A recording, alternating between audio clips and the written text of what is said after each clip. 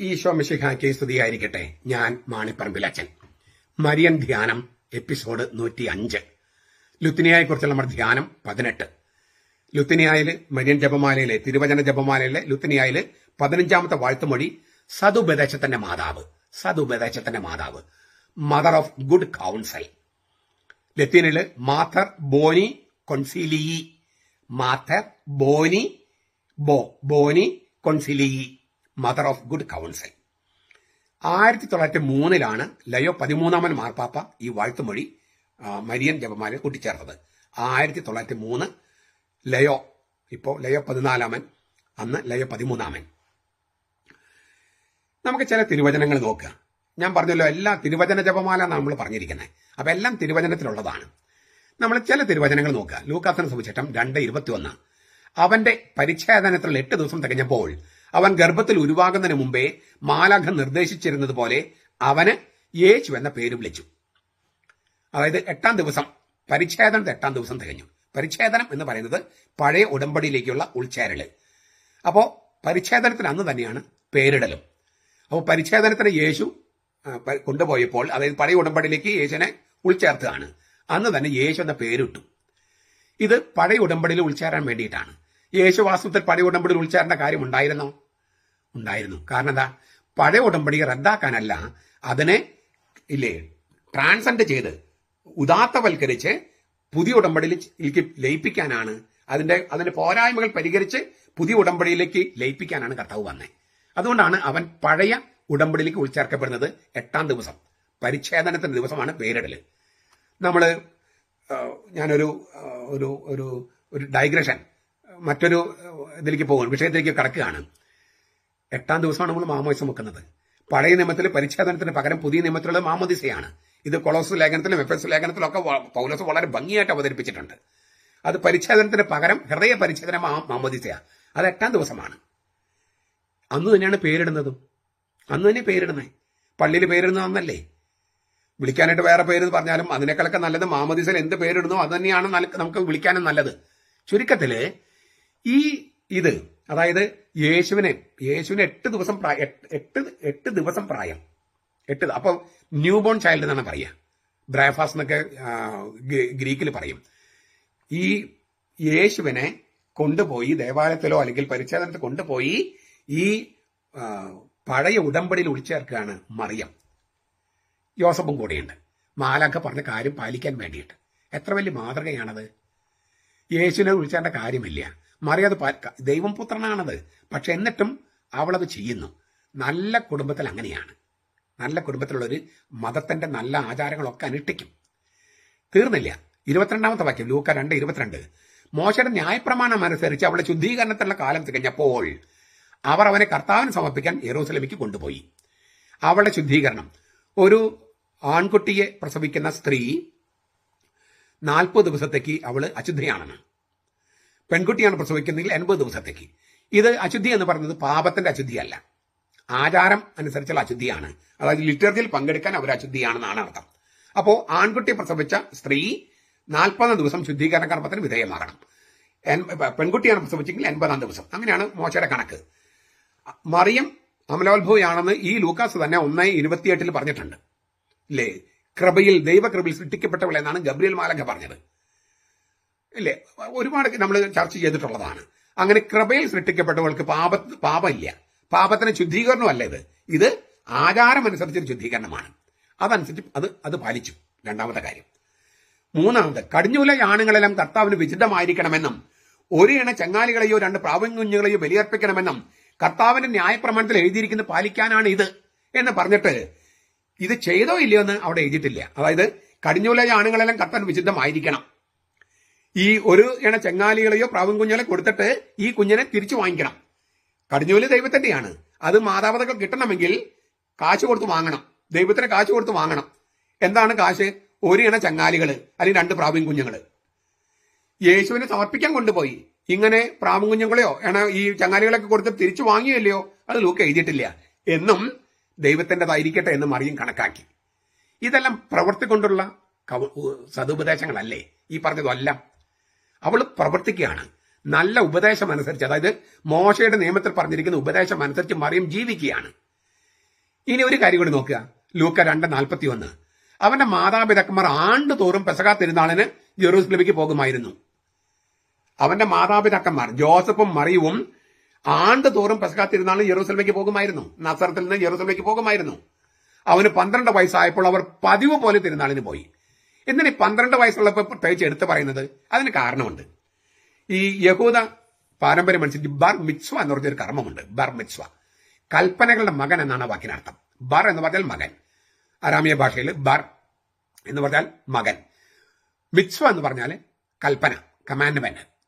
ഈ 7 വയസ്സാകുമ്പോൾ, യഹൂദ ആൺകുട്ടികൾ 7 വയസ്സാകുമ്പോൾ ഏതെങ്കിലും ഒരു ഗുരുവിന്റെ കാലക്കലിരുന്ന് മോശയുടെ ന്യായപ്രമാണം പഠിക്കണം.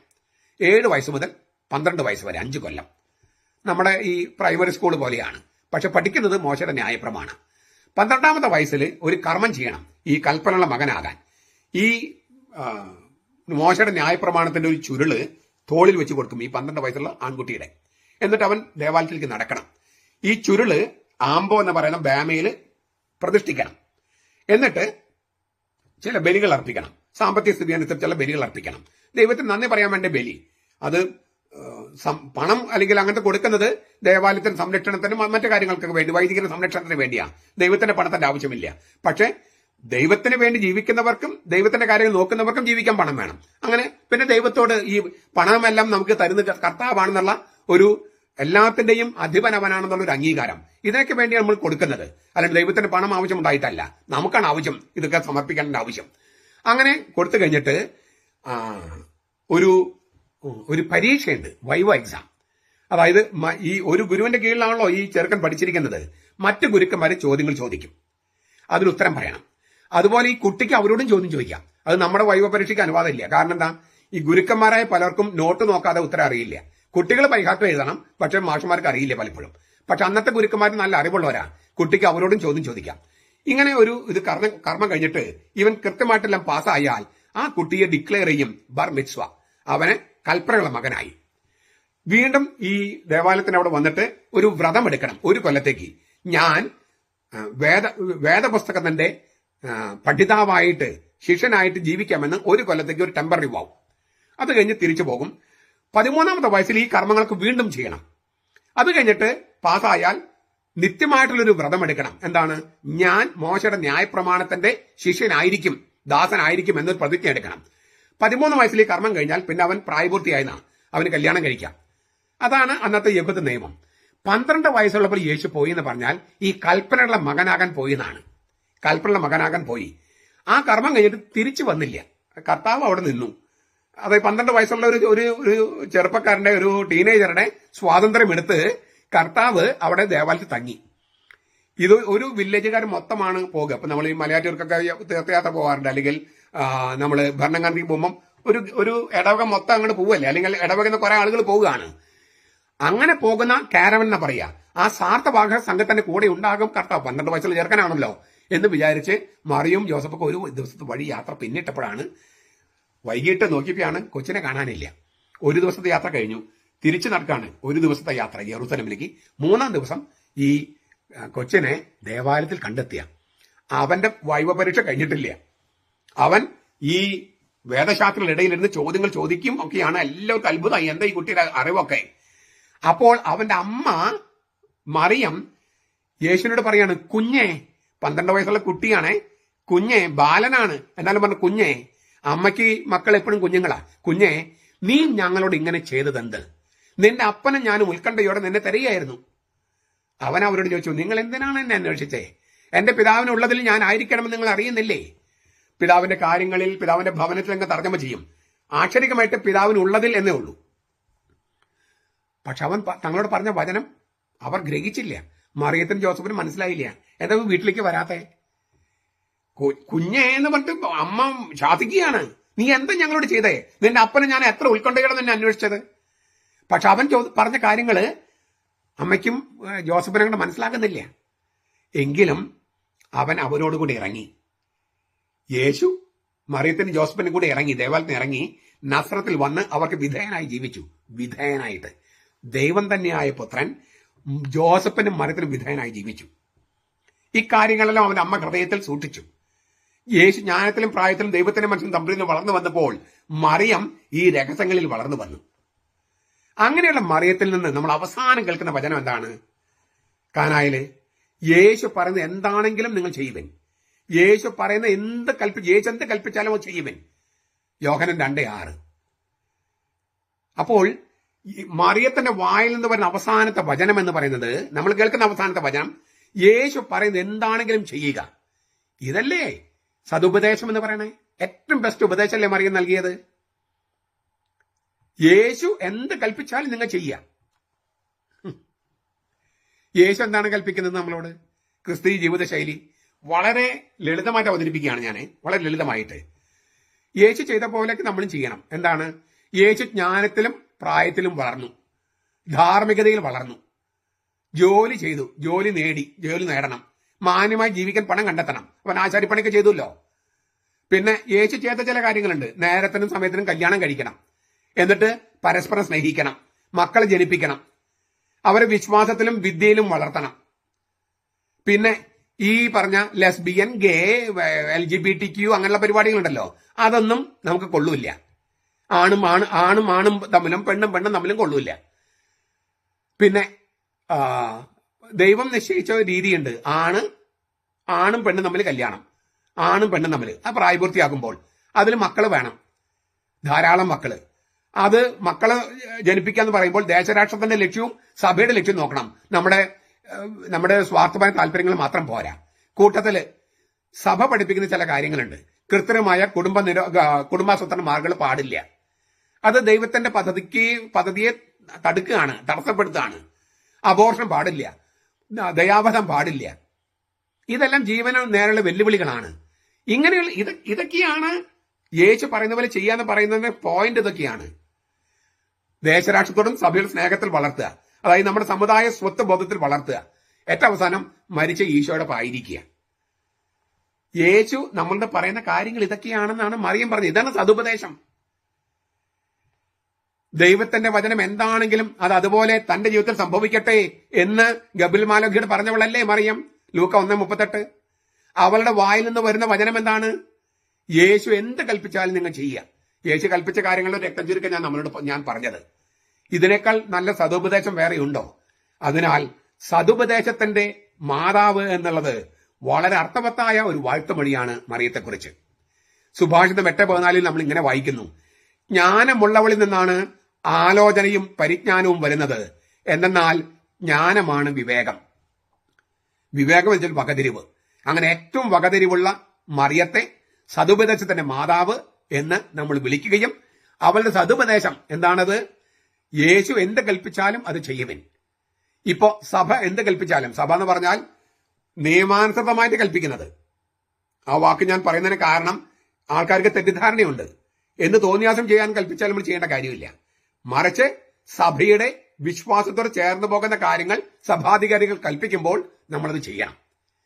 ഇത് യേശു കൽപ്പിക്കുന്നതാണെങ്കിൽ, യേശു ഇവരിലൂടെ കൽപ്പിക്കുന്നതാണെങ്കിൽ നമ്മൾ അനുസരിക്കണം. അത് ചെയ്യണമെന്നാണ് മറിയം പറഞ്ഞത്. കാനായിലെ ഉപദേശം യോഹന്നാൻ 2:6. യേശു എന്ത് പറഞ്ഞാലും നിങ്ങൾ അത് ചെയ്യുവൻ. അപ്പോൾ നമുക്ക് ഈ വീഞ്ഞന്റെ സമൃദ്ധി അവിടെ ഉണ്ടായതുപോലെ നമുക്ക് പരിശുദ്ധാത്മന്റെ സമൃദ്ധി ഉണ്ടാകും, ജീവന്റെ സമൃദ്ധി ഉണ്ടാകും. അതിനേക്കാൾ സന്തോഷം വേറൊന്നും ഉണ്ടാകില്ല. അങ്ങനെ ആയിരിക്കട്ടെ. മറിയത്തിന്റെ ഉപദേശം നമുക്ക് കേൾക്കാം. നമ്മുടെ കർത്താവ് ഈശോ മിശിഹായുടെ കൃപയും പിതാവായ ദൈവത്തിന്റെ സ്നേഹവും പരിശുദ്ധാത്മാവിന്റെ സഹവാസവും നാം എല്ലാവരോടും കൂടി ഉണ്ടായിരിക്കട്ടെ, ഇപ്പോഴും എപ്പോഴും എന്നേക്കും. ആമേൻ. ഈശോ മിശിഹായ്ക്ക് സ്തുതിയായിരിക്കട്ടെ. ഞാൻ മാണിപ്പറമ്പിലച്ചൻ.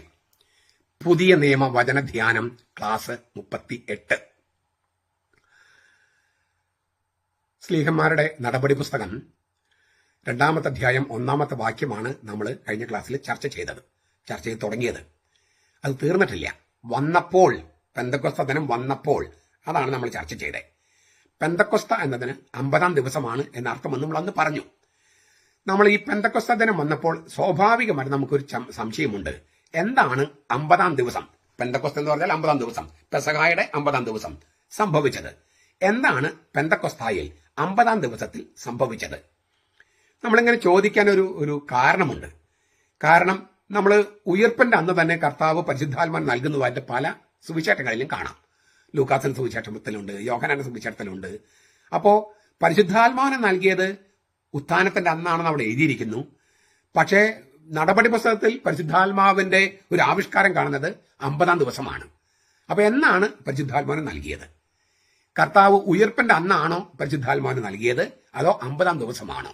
ഇതാണ് നമ്മുടെ പ്രധാനപ്പെട്ട ചോദ്യങ്ങളിൽ ഒന്ന്. എന്താണ് 50-ാം ദിവസം സംഭവിച്ചത്? അത് മനസ്സിലാക്കാൻ നമുക്ക് ചില പ്രധാനപ്പെട്ട തിരുവചനങ്ങളിൽ ആദ്യം കടന്നു പോകാം. തിരുവചനങ്ങളിലൂടെ അപ്പൊ നമുക്ക് തിരുവചനങ്ങൾ എന്ത് പറയുന്നു, അതിൽ നമുക്ക് എന്ത് നിഗമനമെടുക്കാമെന്ന്, അതാണ് കുറച്ചുകൂടെ എളുപ്പം. ഈ കുരിശിൽ മരിക്കുന്ന സമയത്ത് ഈശോ എങ്ങനെയാണ് മരിക്കുന്നത്? ലൂക്കാസ് പറയാണ്, ഈ യേശു പിതാവിനോട് പറയാണ്, പിതാവേ നിന്റെ കൈകളിൽ എന്റെ ആത്മാവിനെ ഏൽപ്പിക്കുന്നു. ലൂക്കാസിന്റെ സുവിശേഷം 21:46. യോഹന്നാന്റെ സുവിശേഷം 19:30 പറയാണ്, അവൻ തല ചെരിച്ച് ആത്മാവിന് കൈമാറി. He reclined his head and handed over the spirit. അവൻ ആത്മാവിന് കൈമാറി. ഈ രണ്ട് തിരുവചനങ്ങളും നമുക്കൊന്ന് സംയോജിപ്പിച്ചാൽ കുരിശിൽ എന്താണ് നടന്നത് നമുക്ക് മനസ്സിലാകും. കുരിശിലെ കർത്താവ് കിടക്കുകയാണ്. കുരിശിൽ കിടക്കുമ്പോഴും അവൻ പുത്രൻ തമ്പുരാനാണ്. പുത്രൻ തമ്പുരാൻ എപ്പോഴും പിതാവിന്റെ മടിത്തട്ടിലാണ്, എപ്പോഴും. യോഹന്നാൻ 1:18 ഇല്ലേ? ദൈവം തന്നെയായ ഏകജാതൻ പിതാവിന്റെ മടിയിലിരിക്കുന്നു. എപ്പോഴും കുരിശിൽ കിടക്കുമ്പോൾ അങ്ങനെ തന്നെയാണ്. ഈ പുത്രൻ തമ്പുരാൻ ഒരിക്കൽ പോലും പിതാവിന്റെ മടിത്തട്ട് ഉപേക്ഷിക്കുന്നില്ല. അപ്പോൾ കുരിശിൽ കിടക്കുമ്പോൾ പിതാവിന്റെ മടിത്തട്ടിലിരിക്കുന്ന പുത്രൻ പുറകോട്ട് ചാഞ്ഞ, റിക്ലൈൻ എന്ന വാക്കിന് പുറകോട്ട് ചായുക, മുമ്പോട്ട് ചായുക, രണ്ടർത്ഥമുണ്ട്. റിക്ലൈനിങ് ചെയർ എന്ന് പറഞ്ഞാൽ ചാര് കസേര, ചാരുന്ന് പുറകിലേക്കല്ലേ. അപ്പോ ചാര് കസേര, റിക്ലൈനിങ് ചെയർ, ആ വാക്ക് ഉപയോഗിച്ചിരിക്കുന്നത്. ക്ലീനോ എന്നാണ് ഗ്രീക്കിൽ, അതെന്നാണ് റിക്ലൈൻ എന്ന് ഇംഗ്ലീഷ് വരുന്നത്. ക്ലീനോ, ഹി റിക്ലൈനിങ് ഹിസ് ഹെഡ്. അവൻ പുറകോട്ട് തല ചായ്ച്ച് പിതാവിനോട് പറയാണ്, പിതാവേ എന്റെ ആത്മാവിനെ അങ്ങയുടെ കരങ്ങളിൽ ഏൽപ്പിക്കുന്നു. പിതാവിനാണ് കൊടുക്കുന്നത്. അപ്പോൾ പിതാവിൽ നിന്ന് പുറപ്പെട്ട പരിശുദ്ധാത്മാവ്, യോഹന്നാൻ 15:26, പുത്രനിലൂടെ ഇറങ്ങുകയാണ്. പിതാവിൽ നിന്ന് പുറപ്പെട്ട പരിശുദ്ധാത്മാവ് പുത്രനിലൂടെ ഇറങ്ങുകയാണ്. അപ്പോൾ അവൻ തല ചായ്ച്ച് ആത്മാവിനെ കൈമാറി എന്നാണ്. ഹാൻഡഡ് ഓവർ എന്നാണ്, പാരഡിഡോമി. യൂദാസ് യേശുവിനെ കൈമാറി എന്നതിന് ഉപയോഗിക്കുന്ന വാക്ക് തന്നെയാണ്, പാരഡിഡോമി. കൈമാറെന്ന് പറഞ്ഞാൽ ഇപ്പൊ ഈ പുസ്തകം ഞാൻ കൈമാറുന്നു, ഇപ്പൊ എന്റെ കയ്യിലാണ്, അത് ഞാൻ നിങ്ങൾക്ക് കൈമാറുന്നു. അപ്പോൾ നിങ്ങളുടെ കസ്റ്റഡിയിലായി. ഇതാണ് കൈമാറെന്ന് പറഞ്ഞാൽ. താക്കോല് കൈമാറ്റം, കൈമാറുക. ആത്മാവിനെ കൈമാറി. പിതാവിന്റെ കരങ്ങളിൽ തന്റെ ആത്മാവിനെ സമർപ്പിച്ചപ്പോൾ പരിശുദ്ധ റൂഹ പിതാവിൽ നിന്ന് പുറപ്പെട്ട് പുത്രനിലൂടെ ഇറങ്ങുമ്പോൾ പുത്രൻ തല ചായ്ച്ച് ആത്മാവിനെ കൈമാറി. ആർക്ക്? യേശുവിന്റെ അമ്മയോടൊപ്പം നിൽക്കുന്ന യേശു സ്നേഹിച്ച ശിഷ്യന്. യേശുവിന്റെ അമ്മയോടൊപ്പം നിൽക്കുന്ന യേശു സ്നേഹിച്ച ശിഷ്യന്. അത് കൺഫേം ചെയ്തുകൊണ്ട് അവന്റെ പാർശ്വത്തിൽ നിന്നും രക്തവും വെള്ളവും ഒഴുകി, ജീവജലം ഒഴുകി, പരിശുദ്ധാത്മാവിന് നൽകി എന്നർത്ഥം. ഈ കാരണം കൊണ്ടാണ് ഈ യേശു സ്നേഹിച്ച ശിഷ്യന് കുരിശിൽ വെച്ച് തന്നെ ആത്മാവിനെ ലഭിച്ചത് കൊണ്ടാണ് കല്ലറയില്, കബറിടത്തില് ഈ യേശു ഇല്ലേ, അവന്റെ ശരീരം അവിടെ ഇല്ലെന്ന് മറിയം മഗ്ദലന പറഞ്ഞപ്പോൾ പത്രോസും ഈ യേശു സ്നേഹിച്ച ശിഷ്യനും കബറിടത്തിലേക്ക് ഓടി. അവിടെ ചെന്ന് ആ വസ്ത്രങ്ങൾ കണ്ടപ്പോൾ, അതായത് കർത്താവിനെ കവർ ചെയ്തിരുന്ന ഫേസ് വെയിലും പിന്നെ ലിനനും ആ വെള്ള തുണി ശീലകളും കണ്ടപ്പോൾ അരുമ ശിഷ്യൻ യേശു ഉത്ഥാനം ചെയ്തു എന്ന് വിശ്വസിച്ചു. പത്രോസിന്റെ വിശ്വാസത്തെക്കുറിച്ച് അവിടെ പറഞ്ഞിട്ടില്ല. യോഹന്നാന്റെ സുവിശേഷം 20:8. അതായത് ആത്മാവിനെ ലഭിച്ചത് കൊണ്ട് ഉത്ഥിതന്റെ അത്ഭുതകരമായ പ്രത്യക്ഷപ്പെടൽ കൂടാതെ തന്നെ യേശു സ്നേഹിച്ച ശിഷ്യൻ ഉത്ഥാനത്തിൽ വിശ്വസിച്ചു. അപ്പോ യേശു സ്നേഹിച്ച ശിഷ്യന്റെ പരിശുദ്ധാത്മാവിനെ കിട്ടിയത് കുരിശിൽ വെച്ചാണ്. കുരിശിൽ വെച്ചിട്ട് അങ്ങനെ നൽകാൻ കർത്താവിന് കഴിയും. കാരണം ഇന്ന് നീ എന്നോട് കൂടെ പരദീസായ ആയിരിക്കുമെന്നാണ് കള്ളനോട് പറഞ്ഞത്. ഇന്ന്, നാളെ കഴിഞ്ഞ് മറ്റന്നാൾ എന്നല്ല. അപ്പൊ അതൊക്കെ പറയാനായിട്ട് കഴിവുള്ളവനാണ് കിടക്കുന്നത്. അത് കഴിഞ്ഞ അപ്പോൾ കുരിശിൽ വെച്ചാണ് യേശു സ്നേഹിച്ച ശിഷ്യന് പരിശുദ്ധാത്മാവിന് കിട്ടുന്നത്. യേശു മരിച്ചവെന്ന് ഉയർപ്പിക്കേണ്ട ദിവസം തന്നെ തോമസ് ഒഴികെയുള്ള ശിഷ്യന്മാർക്ക് പ്രത്യക്ഷപ്പെട്ട് അവരുടെ മേൽ ഊതി പരിശുദ്ധാത്മാവിന് പകർന്നു കൊടുത്തുവെന്ന് യോഹന്നാൻ 20, 21, 23 എഴുതിയിട്ടുണ്ട്. ഉയർപ്പ് ദിവസം അന്ന് തോമസ് ഒഴികെയുള്ള മറ്റ് 10 പേര് സമ്മേളിച്ചിരിക്കുമ്പോൾ യൂദാസ് മരിച്ചുപോയി, തോമസ് പുറത്താണ്, ബാക്കി 10 പേർക്ക് ഊതി ഇല്ലേ അവൻ പ്രത്യക്ഷപ്പെട്ടു, അവരുടെ മേൽ ഊതി. കാറ്റ്, കർത്താവിന്റെ അവസാനത്തെ ശ്വാസം കാറ്റ്. അവസാനത്തെ ശ്വാസം യേശു സ്നേഹിച്ച ശിഷ്യന് ആത്മാവിനെ കൈമാറാനുള്ള മാർഗമായിട്ട് കർത്താവ് കണ്ടു. ഇവിടെ ഊതി, ഇല്ലേ, ശിഷ്യന്മാരുടെ മേൽ 10 പേരുടെ മേൽ ഊതി. മണ്ണിൽ നിന്ന് രൂപം കൊണ്ട മനുഷ്യന് ജീവശ്വാസം നൽകി ഊതി ജീവൻ കൊടുത്തതുപോലെ ഈ 10 സ്ലീഹന്മാരുടെ മേൽ ഊതി പരിശുദ്ധാത്മാവിന് കൊടുത്തു യേശുക്രിസ്തു. അത് ഉയർപ്പ് ദിവസം. അതായത് ഉത്തമനായ യേശു തന്റെ നിശ്വസനത്തിലൂടെയാണ് പരിശുദ്ധാത്മാവിനെ അവർക്ക് നൽകി അവരെ പുതിയ സൃഷ്ടികളാക്കുന്നത്. അന്ന് ഹാജരില്ലാതിരുന്ന തോമസ് ലീഹയ്ക്ക് എട്ടാം ദിവസം ഉത്തിതൻ പ്രത്യക്ഷപ്പെട്ട് 8 എന്ന് പറയുന്നത് യേശുവിന്റെ സംഖ്യയാണ്. അപ്പൊ 8 ദിവസം ഓശാനന്ന് ഉയർപ്പിലേക്ക് 8 ദിവസം, അവിടുന്ന് 8 ദിവസം കഴിഞ്ഞിട്ടാണ് തോമസ് ലീഹയ്ക്ക്. ഞായറാഴ്ചകളിൽ മാത്രമാണ്. ഇതൊക്കെ ബൈബിളിലുള്ളതാ. കോൺസ്റ്റന്റൈൻ ചക്രവർത്തി 4-ാം നൂറ്റാണ്ടിൽ ഉണ്ടാക്കിയതല്ല ഈ ഞായറാഴ്ചത്തെ പരിപാടി. ബൈബിളിലുള്ളതാ. ഓശാന ഞായർ, ഈ ഉയർപ്പ് ഞായർ, പിന്നെ 8-ാം ദിവസം ഈ പുതു ഞായർ, ഇതൊക്കെ ബൈബിളിലുള്ളതാ. അതിനേക്കാൾ കേമമല്ല പുതു ഞായറാഴ്ച ഫൗസ്തീനയ്ക്ക് ഈ എന്താണ് കാരുണ്യത്തിന്റെ പെരുന്നാള് മേഴ്സി സൺഡേ ആചരിക്കല്. പ്രത്യേകിച്ചും സുറിയാനിക്കാരെ ചെയ്യാൻ പാടില്ല. അവർക്ക് പുതു ഞായറാണ്. കാരണം തോമസ് ലീഹയ്ക്ക് 8-ാം ദിവസം ഉയർപ്പിന്റെ 8-ാം ദിവസം ഞായറാഴ്ചയാണ് തോമസ് ലീഹയ്ക്ക് ഈശോമിശിഹ പ്രത്യക്ഷപ്പെടുന്നത്. അതിനേക്കാൾ വലുതല്ല ഫൗസ്തീന. ബൈബിളിലുള്ളതിനേക്കാൾ വലുതല്ല. എന്ത് അത്ഭുതം നടന്നാലും അതാകില്ല. അതിനാൽ അത് മോശമായിട്ടൊന്നും അല്ല ഞാൻ പറയുന്നത്. ഇത്രയും വലിയ സംഭവത്തെ ഓവർ റൈഡ് ചെയ്യാൻ മാത്രമുള്ള പ്രാധാന്യം ഇല്ലെന്ന് ഞാൻ പറഞ്ഞത്. മേഴ്സി സൺഡേ വേണ്ടതൊന്നുമല്ല ഞാൻ പറഞ്ഞതിന്റെ അർത്ഥം. ആരോടും ദേഷ്യത്തോടു കൂടിയല്ല ഞാൻ പറയുന്നതും. അങ്ങനെ ഈ 8-ാം ദിവസം ഈ 8ന്റെ പ്രാധാന്യമൊക്കെ ഈ തോമാടി സിംഹാസനം എന്ന പുസ്തകത്തിനകത്ത് ഞാൻ വളരെ വിശദമായിട്ട് എഴുതിയിട്ടുണ്ട്. എന്തുകൊണ്ട് 8 എന്നൊക്കെ വളരെ വിശദമായിട്ട് എഴുതിയിട്ടുണ്ട്. അന്ന് തോമസിലേക്ക് പ്രത്യക്ഷപ്പെട്ട് അവന്റെ കൈ നീട്ടി യേശുവിന്റെ പാർശ്വത്തിൽ വെക്കാൻ പറഞ്ഞു. അപ്പൊ പാർശ്വത്തിൽ വെച്ച് ആ ജീവജലവും ജീവരക്തവും ഒഴുകി പാർശ്വത്തിൽ വെച്ചാണ് തോമസ് ലീഹയ്ക്ക് പരിശുദ്ധാത്മാവിനെ ലഭിക്കുന്നത്. അങ്ങനെ ഈ ഭൂമിയിലേക്ക് മനുഷ്യനായി വന്ന ദൈവമാണ് യേശുക്രിസ്തു. അവന്റെ ആത്മാവിനെ കൈമാറുന്നത് കുരിശിൽ വെച്ച് അവസാനത്തെ ശ്വാസത്തിലൂടെ 10 പേർക്ക് ഊതി. തോമസ് ലീഹയ്ക്ക് അവന്റെ ജീവജലം ഒഴുകിയ പാർശ്വത്തിൽ കൈവച്ച്, ജീവരക്തം ഒഴുകിയ പാർശ്വത്തിൽ കൈവച്ചിട്ട് മാമോദീസയിൽ നമുക്ക് തോമസ് ലീഹയ്ക്ക് സംഭവിച്ച കാര്യം നമുക്ക് സംഭവിക്കണേ. അവന്റെ തുറന്നു കിടക്കുന്ന പാർശ്വത്തിൽ ജീവജലത്താലും ജീവരക്തത്താലും കുർബാനയാലും മാമോദീസയിലും നമ്മൾ ഒട്ടിച്ച് ചേർക്കപ്പെടുകയാണ്. ഇത് ഇങ്ങനെയൊക്കെ സംഭവിച്ചത് കൊണ്ടാണ് യോഹന്നാന്റെ ലേഖനത്തിൽ ഒന്നാമത്തെ അധ്യായം 1-2 വാക്യങ്ങൾ പറയണേ. സ്വന്തം കാതുകൊണ്ട് കേട്ടതും കണ്ണുകൊണ്ട് കണ്ടതും സൂക്ഷിച്ചു നോക്കിയതും ഇല്ലേ, കൈകൊണ്ട് തൊട്ടവരുമായ സ്ലീഹന്മാർ. സ്വന്തം കാതുകൊണ്ട് കേട്ടു, കണ്ണുകൊണ്ട് കണ്ടു, സൂക്ഷിച്ചു നോക്കി, കൈകൊണ്ട് തൊട്ടു. അങ്ങനെയുള്ള സ്ലീഹന്മാര്. ആ സ്ലീഹന്മാര് അവന്റെ ആത്മാവായ പരിശുദ്ധാത്മാവിനെ സ്വീകരിക്കുന്നത് ഉത്തിതനുമായുള്ള ഒരു ശാരീരികത, ഫിസിക്കാലിറ്റി, ഒരു സ്പർശനത്തിലൂടെയാണ്. സ്പർശനം പാലിക്കുന്നതിലൂടെയാണ്. നമ്മളിപ്പോ ഊതി, അവിടെ ഒരു സ്പർശനമില്ലേ, നിങ്ങളൊന്ന് ഊതി നോക്കിയേ. അപ്പോൾ അവസാനത്തെ ശ്വാസത്തിലൂടെയാണ് യേശു സ്നേഹിച്ച ചേട്ടൻ ആത്മാവിനെ കൊടുക്കുന്ന യേശു. ഈ മറ്റ് 10 പേർക്ക് ഊതിയിട്ടാണ്. ഒരു ശാരീരികത, ഒരു ഫിസിക്കൽ ടച്ച് ഉണ്ട് അവിടെ. തോമസിലേക്ക് ശരിക്കും ടച്ച് ചെയ്തു. അപ്പൊ ഇങ്ങനെയുള്ള ഒരു ഫിസിക്കാലിറ്റി, ഒരു ശാരീരികതയിലൂടെയാണ് ഈ കൗതാശിക പിന്തുടർച്ച അല്ലെങ്കിൽ സ്ലൈഹിക പിന്തുടർച്ചയിലൂടെ പരിശുദ്ധാത്മാവിനെ വർഷിക്കുന്നത്. ഇതിനെയാണ് സ്ലൈഹിക പിന്തുടർച്ച എന്ന് പറയണേ. ഇതിനാണ് കൗതാശിക പിന്തുടർച്ച എന്ന് പറയണേ.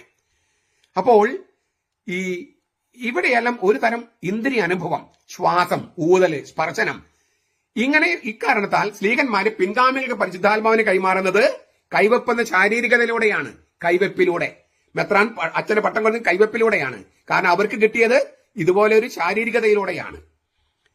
അപ്പോൾ ഇങ്ങനെ ഈ 11 പേർക്കും പരിശുദ്ധാത്മാവിനെ സ്വീകരിച്ചു. ഒരാളെ ഈ പരിശുദ്ധാത്മാവിനെ സ്വീകരിക്കുന്നതിന് മുമ്പ് 12ാമത്തെ ആളെ തെരഞ്ഞെടുത്തു, യൂദാസിന് പകരം മത്തിയാസിനെ. എന്നിട്ട് ഈ 40 ദിവസത്തേക്ക് ഉച്ചിതൻ എന്താണ് ചെയ്തത്? അവൻ ഉത്ഥാനം ചെയ്ത് സ്വർഗത്തിലേക്ക് പോകുന്നതിന് മുൻപ്, അതായത് 3-ാം സ്വർഗത്തിലേക്കാണ് ഉത്ഥാനം, 7-ാം സ്വർഗത്തിലേക്കാണ് സ്വർഗാരോഹണം. അപ്പോ ഇതിനിടയ്ക്ക് എന്താ ചെയ്തത്? സ്ലീഹന്മാരുടെ നടപടി പുസ്തകം 1-ാമത്തെ അധ്യായം 3-4 വാക്യങ്ങൾ പറയുന്നു. 40 ദിവസത്തേക്ക് യേശു പ്രത്യക്ഷപ്പെട്ട് ദൈവരാജ്യത്തെക്കുറിച്ച് പഠിപ്പിച്ചു, വചന ശുശ്രൂഷ. എന്നിട്ട് അവരോടുകൂടെ ഉപ്പ് ഭക്ഷിച്ചു. നമ്മൾ ഉപ്പ് ഭക്ഷിച്ചെന്ന് പലപ്പോഴും എഴുതാറില്ലേ, ഭക്ഷിച്ചുകൊണ്ടിരിക്കുമ്പോൾ എഴുതുള്ളൂ. ഉപ്പ് ഭക്ഷിച്ചെന്ന് പറഞ്ഞാൽ ആൾക്കാർ കൺഫ്യൂഷൻ ഉണ്ടാകുന്നതുകൊണ്ട് ഉപ്പ് എന്നുള്ള കാര്യം എഴുതാത്തത്. പക്ഷെ ഉപ്പ് ഭക്ഷിച്ചെന്നാണ് അവിടെ എഴുതേണ്ടത്. കാരണം എന്താണ്? ഉപ്പ് ഭക്ഷിക്കുക എന്ന് പറഞ്ഞാൽ നിത്യമായ ശാശ്വതമായ ഒരു ഉടമ്പടിയിലേക്ക് പ്രവേശിപ്പിക്കുന്ന അർത്ഥം. കുർബാന അനാഫർക്കുള്ള മറ്റു വാക്കാണ് ഉപ്പ് ഭക്ഷിക്കുക. ഉപ്പ് ഭക്ഷിക്കുക എന്ന് പറഞ്ഞാൽ കുർബാന അർപ്പിക്കാന്നാണ് അർത്ഥം പുതിയ നിയമത്തില്. അതുകൊണ്ട് ഉപ്പിനെ കുറിച്ച് ഒരുപാട് ധ്യാനങ്ങളുണ്ട് കർത്താവിൻ്റെതായിട്ട്. മർക്കോസിനെ സംബന്ധിച്ച 9-ാമത്തെ അധ്യായത്തിലെ ഉപ്പിനെ കുറിച്ച് രഹസ്യാത്മകമായിട്ടും വലിയ ധ്യാനങ്ങൾ നൽകിയിട്ടുണ്ട് കർത്താവ് ഈശോമിശിഹ. നമുക്ക് അതിലേക്ക് കടക്കേണ്ട കാര്യമില്ല. ചുരുക്കത്തില് 40 ദിവസത്തേക്ക് ഉത്തിരൻ പ്രത്യക്ഷപ്പെട്ട് ദൈവരാജ്യത്തെക്കുറിച്ച് പഠിപ്പിക്കുകയും പിന്നെ അവരോടൊപ്പം ഉപ്പ് പഠിച്ച് കുർബാനയിൽ പങ്കെടുക്കുകയും, അതായത് പങ്കെടുപ്പിക്കുകയും ചെയ്തു. എമ്മാവസിൽ ചെയ്തതുപോലെ തന്നെ ചെയ്തു. ആ എമ്മാവസ് അനുഭവം ഉയർപ്പിന്റെ അന്ന് മാത്രമുള്ളതല്ല, 40 ദിവസത്തേക്ക്. അപ്പോൾ ഈ ആത്മാവിനെ സ്വീകരിച്ചവര് ഈ രണ്ട് കാര്യങ്ങൾ വചന ശുശ്രൂഷയിലും അനാഫറിലും പങ്കെടുക്കുമ്പോൾ ഗർഭം ധരിക്കുകയാണ്. ഈ പരിശുദ്ധാത്മാവ് ഇല്ലേ, ഗർഭം ധരിച്ചത് പൂർണ്ണ ഗർഭിണികളാകുകയാണ് ശരിക്കും. ഇത് പെട്ടെന്ന് മനസ്സിലാക്കാൻ മറിയം പരിശുദ്ധാത്മാവിന് തന്റെ വിശ്വാസത്തിന്റെ കവാടം, അനുസരണ കവാടം തുറന്നു കൊടുത്തിട്ട് 40 ആഴ്ച കഴിഞ്ഞിട്ടാണ് ഈശോയെ പ്രസവിക്കുന്നത് അല്ലെ. പരിശുദ്ധാത്മാവ് മറിയത്തിന്റെ ഉള്ളിൽ വന്നിട്ട് അനുസരണം എന്ന കവാടത്തിലൂടെ, വിശ്വാസം എന്ന കവാടത്തിലൂടെ പരിശുദ്ധാത്മ മറിയത്തിന്റെ ഉള്ളിൽ വന്നിട്ട് 40 ആഴ്ച കഴിഞ്ഞിട്ടാണ് യേശുവിനെ പ്രസവിക്കുന്നത്. ഇത് തന്നെ ശിഷ്യന്മാരുടെ കാര്യത്തിൽ എടുക്കുക. കുരിശിൽ വെച്ചും ഉയർപ്പിന്റെ അന്നും 8-ാം ദിവസമൊക്കെ പരിശുദ്ധാത്മാവ് ശ്ലീഹന്മാരിലേക്ക് വന്ന് 40 ദിവസങ്ങൾ കഴിഞ്ഞ്, 40 ആഴ്ചയ്ക്ക് പകരം 40 ദിവസങ്ങൾ കഴിഞ്ഞ് പിന്നെ 10 ദിവസം പ്രാർത്ഥന, ഇന്റൻസീവ് പ്രാർത്ഥന. ഒരു ലേബർ റൂം പോലെയാണത്. ആ പ്രാർത്ഥന ലേബർ റൂം പോലെയാ. ലേബർ റൂമിൽ പോയിട്ടുള്ള സ്ത്രീകൾക്ക് മനസ്സിലാവുമല്ലോ. ലേബർ റൂം പോലെയാണ് ഈ 10 ദിവസം. അതാണ് മറിയത്തിന്റെ സാന്നിധ്യത്തിൽ അവർ പ്രാർത്ഥിക്കുന്നത്. 50-ാം ദിവസം അവർ പരിശുദ്ധാത്മാവിനെ പ്രസവിച്ചു. മറിയം യേശുവിനെ 40-ാം ആഴ്ചയിൽ പ്രസവിച്ചതുപോലെ സ്ലീഹന്മാര് 50-ാം ദിവസം പരിശുദ്ധാത്മാവിനെ ലോകത്തിന് കൊടുത്തു. മറിയം ഗർഭം ധരിച്ചിട്ട്, പരിശുദ്ധാത്മാവിനെ സ്വീകരിച്ച് ഗർഭം ധരിച്ചിട്ട് 40 ആഴ്ച കഴിഞ്ഞപ്പോൾ യേശുവിനെ ലോകത്തിന് പ്രസവത്തിലൂടെ കൊടുത്തതുപോലെ പരിശുദ്ധാത്മാവിനെ സ്വീകരിച്ച സ്ലീഹന്മാര് 40 ആഴ്ചകൾ കഴിഞ്ഞ് 10 ദിവസത്തെ ലേബർ റൂം എക്സ്പീരിയൻസ് കഴിഞ്ഞ്, പ്രാർത്ഥന കഴിഞ്ഞ് പരിശുദ്ധാത്മാവിനെ ലോകത്തിന് കൊടുത്തു. ഇതാണ് 50-ാം ദിവസം സംഭവിച്ചത്. വളരെ ഇല്ലേ, എത്ര ഭംഗിയായിട്ടാണ് തിരുവചനങ്ങളിൽ കാര്യങ്ങൾ അവതരിപ്പിച്ചിരിക്കുന്നത്. എന്താണ് 50-ാം ദിവസം സംഭവിച്ചത് മനസ്സിലായോ? എന്താണ് 50-ന്റെയും 40-ന്റെയും പ്രാധാന്യം എന്ന് മനസ്സിലായോ? ഈ ഈറ്റ്നോവിന്റെ മൂർധന്യത്തില് 50-ാം ദിവസം പെന്തക്കോസ്ത തിരുനാളില് അവരിൽ പരിശുദ്ധാത്മാവിന്റെ ബാഹ്യമായ ആവിഷ്കാരം, ഞാൻ പറഞ്ഞല്ലോ, മറിയം യേശുവിനെ പ്രസവിച്ചതുപോലെ മറ്റുള്ളവർക്ക് കാണാവുന്ന തരത്തിലുള്ള ഒരു ആത്മാവിന്റെ ആവിഷ്കാരം ഉണ്ടാകുകയാണ് 50-ാം ദിവസം.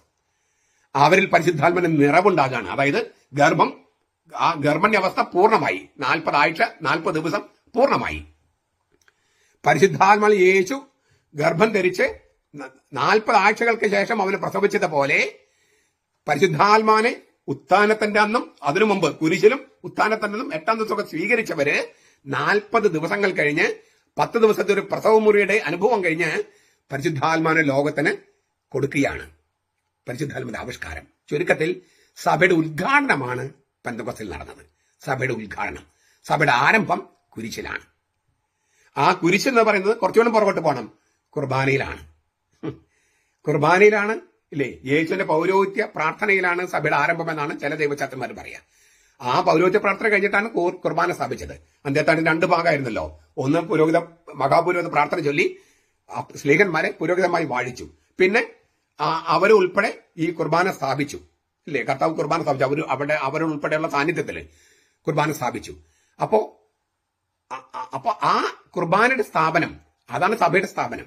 അത് കൺഫേം ചെയ്യുകയാണ് കുരിശില് രക്തവും വെള്ളവും, കുർബാനയും മാമോദിസയും. അതിലാണ് സഭ പിറന്നു വീണത്. അപ്പോ സഭയുടെ ഉത്ഭവം എന്ന് പറയുന്നത് കർത്താവിലാണ്. ഉദ്ഘാടനമാണ് 50-ാം ദിവസം. കാര്യങ്ങൾ ക്ലിയറായി ഞാൻ വിചാരിക്കുന്നു. ഒരു വൈരുദ്ധ്യമില്ലെന്ന് മാത്രമല്ല, ദൈവശാസ്ത്രപരമായിട്ട് ഭയങ്കര ആഴമുള്ളതാണ്. ഇപ്പൊ നമുക്ക് നമ്മുടെ കാര്യത്തിലേക്ക് വരിക.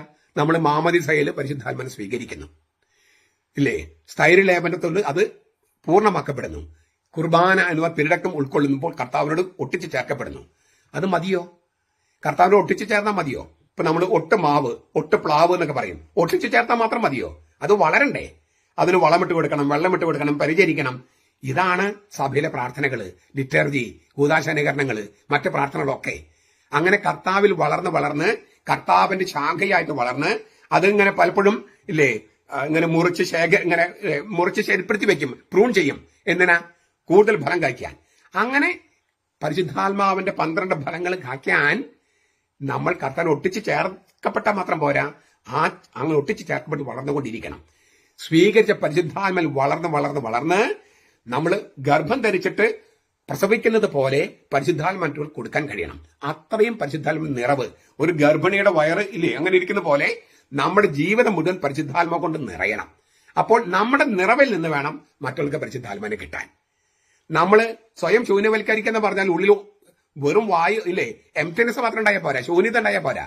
നമ്മൾ സ്വയം ശൂന്യവൽക്കരിച്ചിട്ട് അതിൽ പരിശുദ്ധാത്മൻ നിറയ്ക്കണം. പരിശുദ്ധാത്മ നിറഞ്ഞ് ഒരു ഗർഭിണിയുടെ വയറ് പോലെ ഇങ്ങനെ കുഞ്ഞ് പുറത്തേക്ക് വരാൻ മാത്രം അങ്ങനെ നിറയുമ്പോൾ നമുക്ക് പരിശുദ്ധാത്മാവിനോട് കൊടുക്കാൻ കഴിയും. ഇതാണ് അപ്പോ അന്നത്തെ പെന്തക്കോസ്ത എല്ലാ ദിവസവും സംഭവിക്കണം. ഇത് സംഭവിക്കുന്നത് കൗതാശികമായിട്ടാണ്. തീർച്ചയായിട്ടും ഈ അത്ഭുതകരമായ ഭാഷാപരം, പിന്നെ പ്രവചനപരം, ദർശനപരം, അതൊന്നും ദൈവിക ജീവൻ നൽകുന്ന സംഗതികളല്ല. നല്ലതാണ്, സഭയെ കെട്ടിപ്പടുക്കാൻ നല്ലതാണ്, സഭയോട് ചേർന്ന് പ്രവർത്തിക്കുമെങ്കിൽ, സഭയെ കെട്ടിപ്പടുക്കാൻ വേണ്ടി ഉപയോഗിക്കുമെങ്കിൽ നല്ലത്.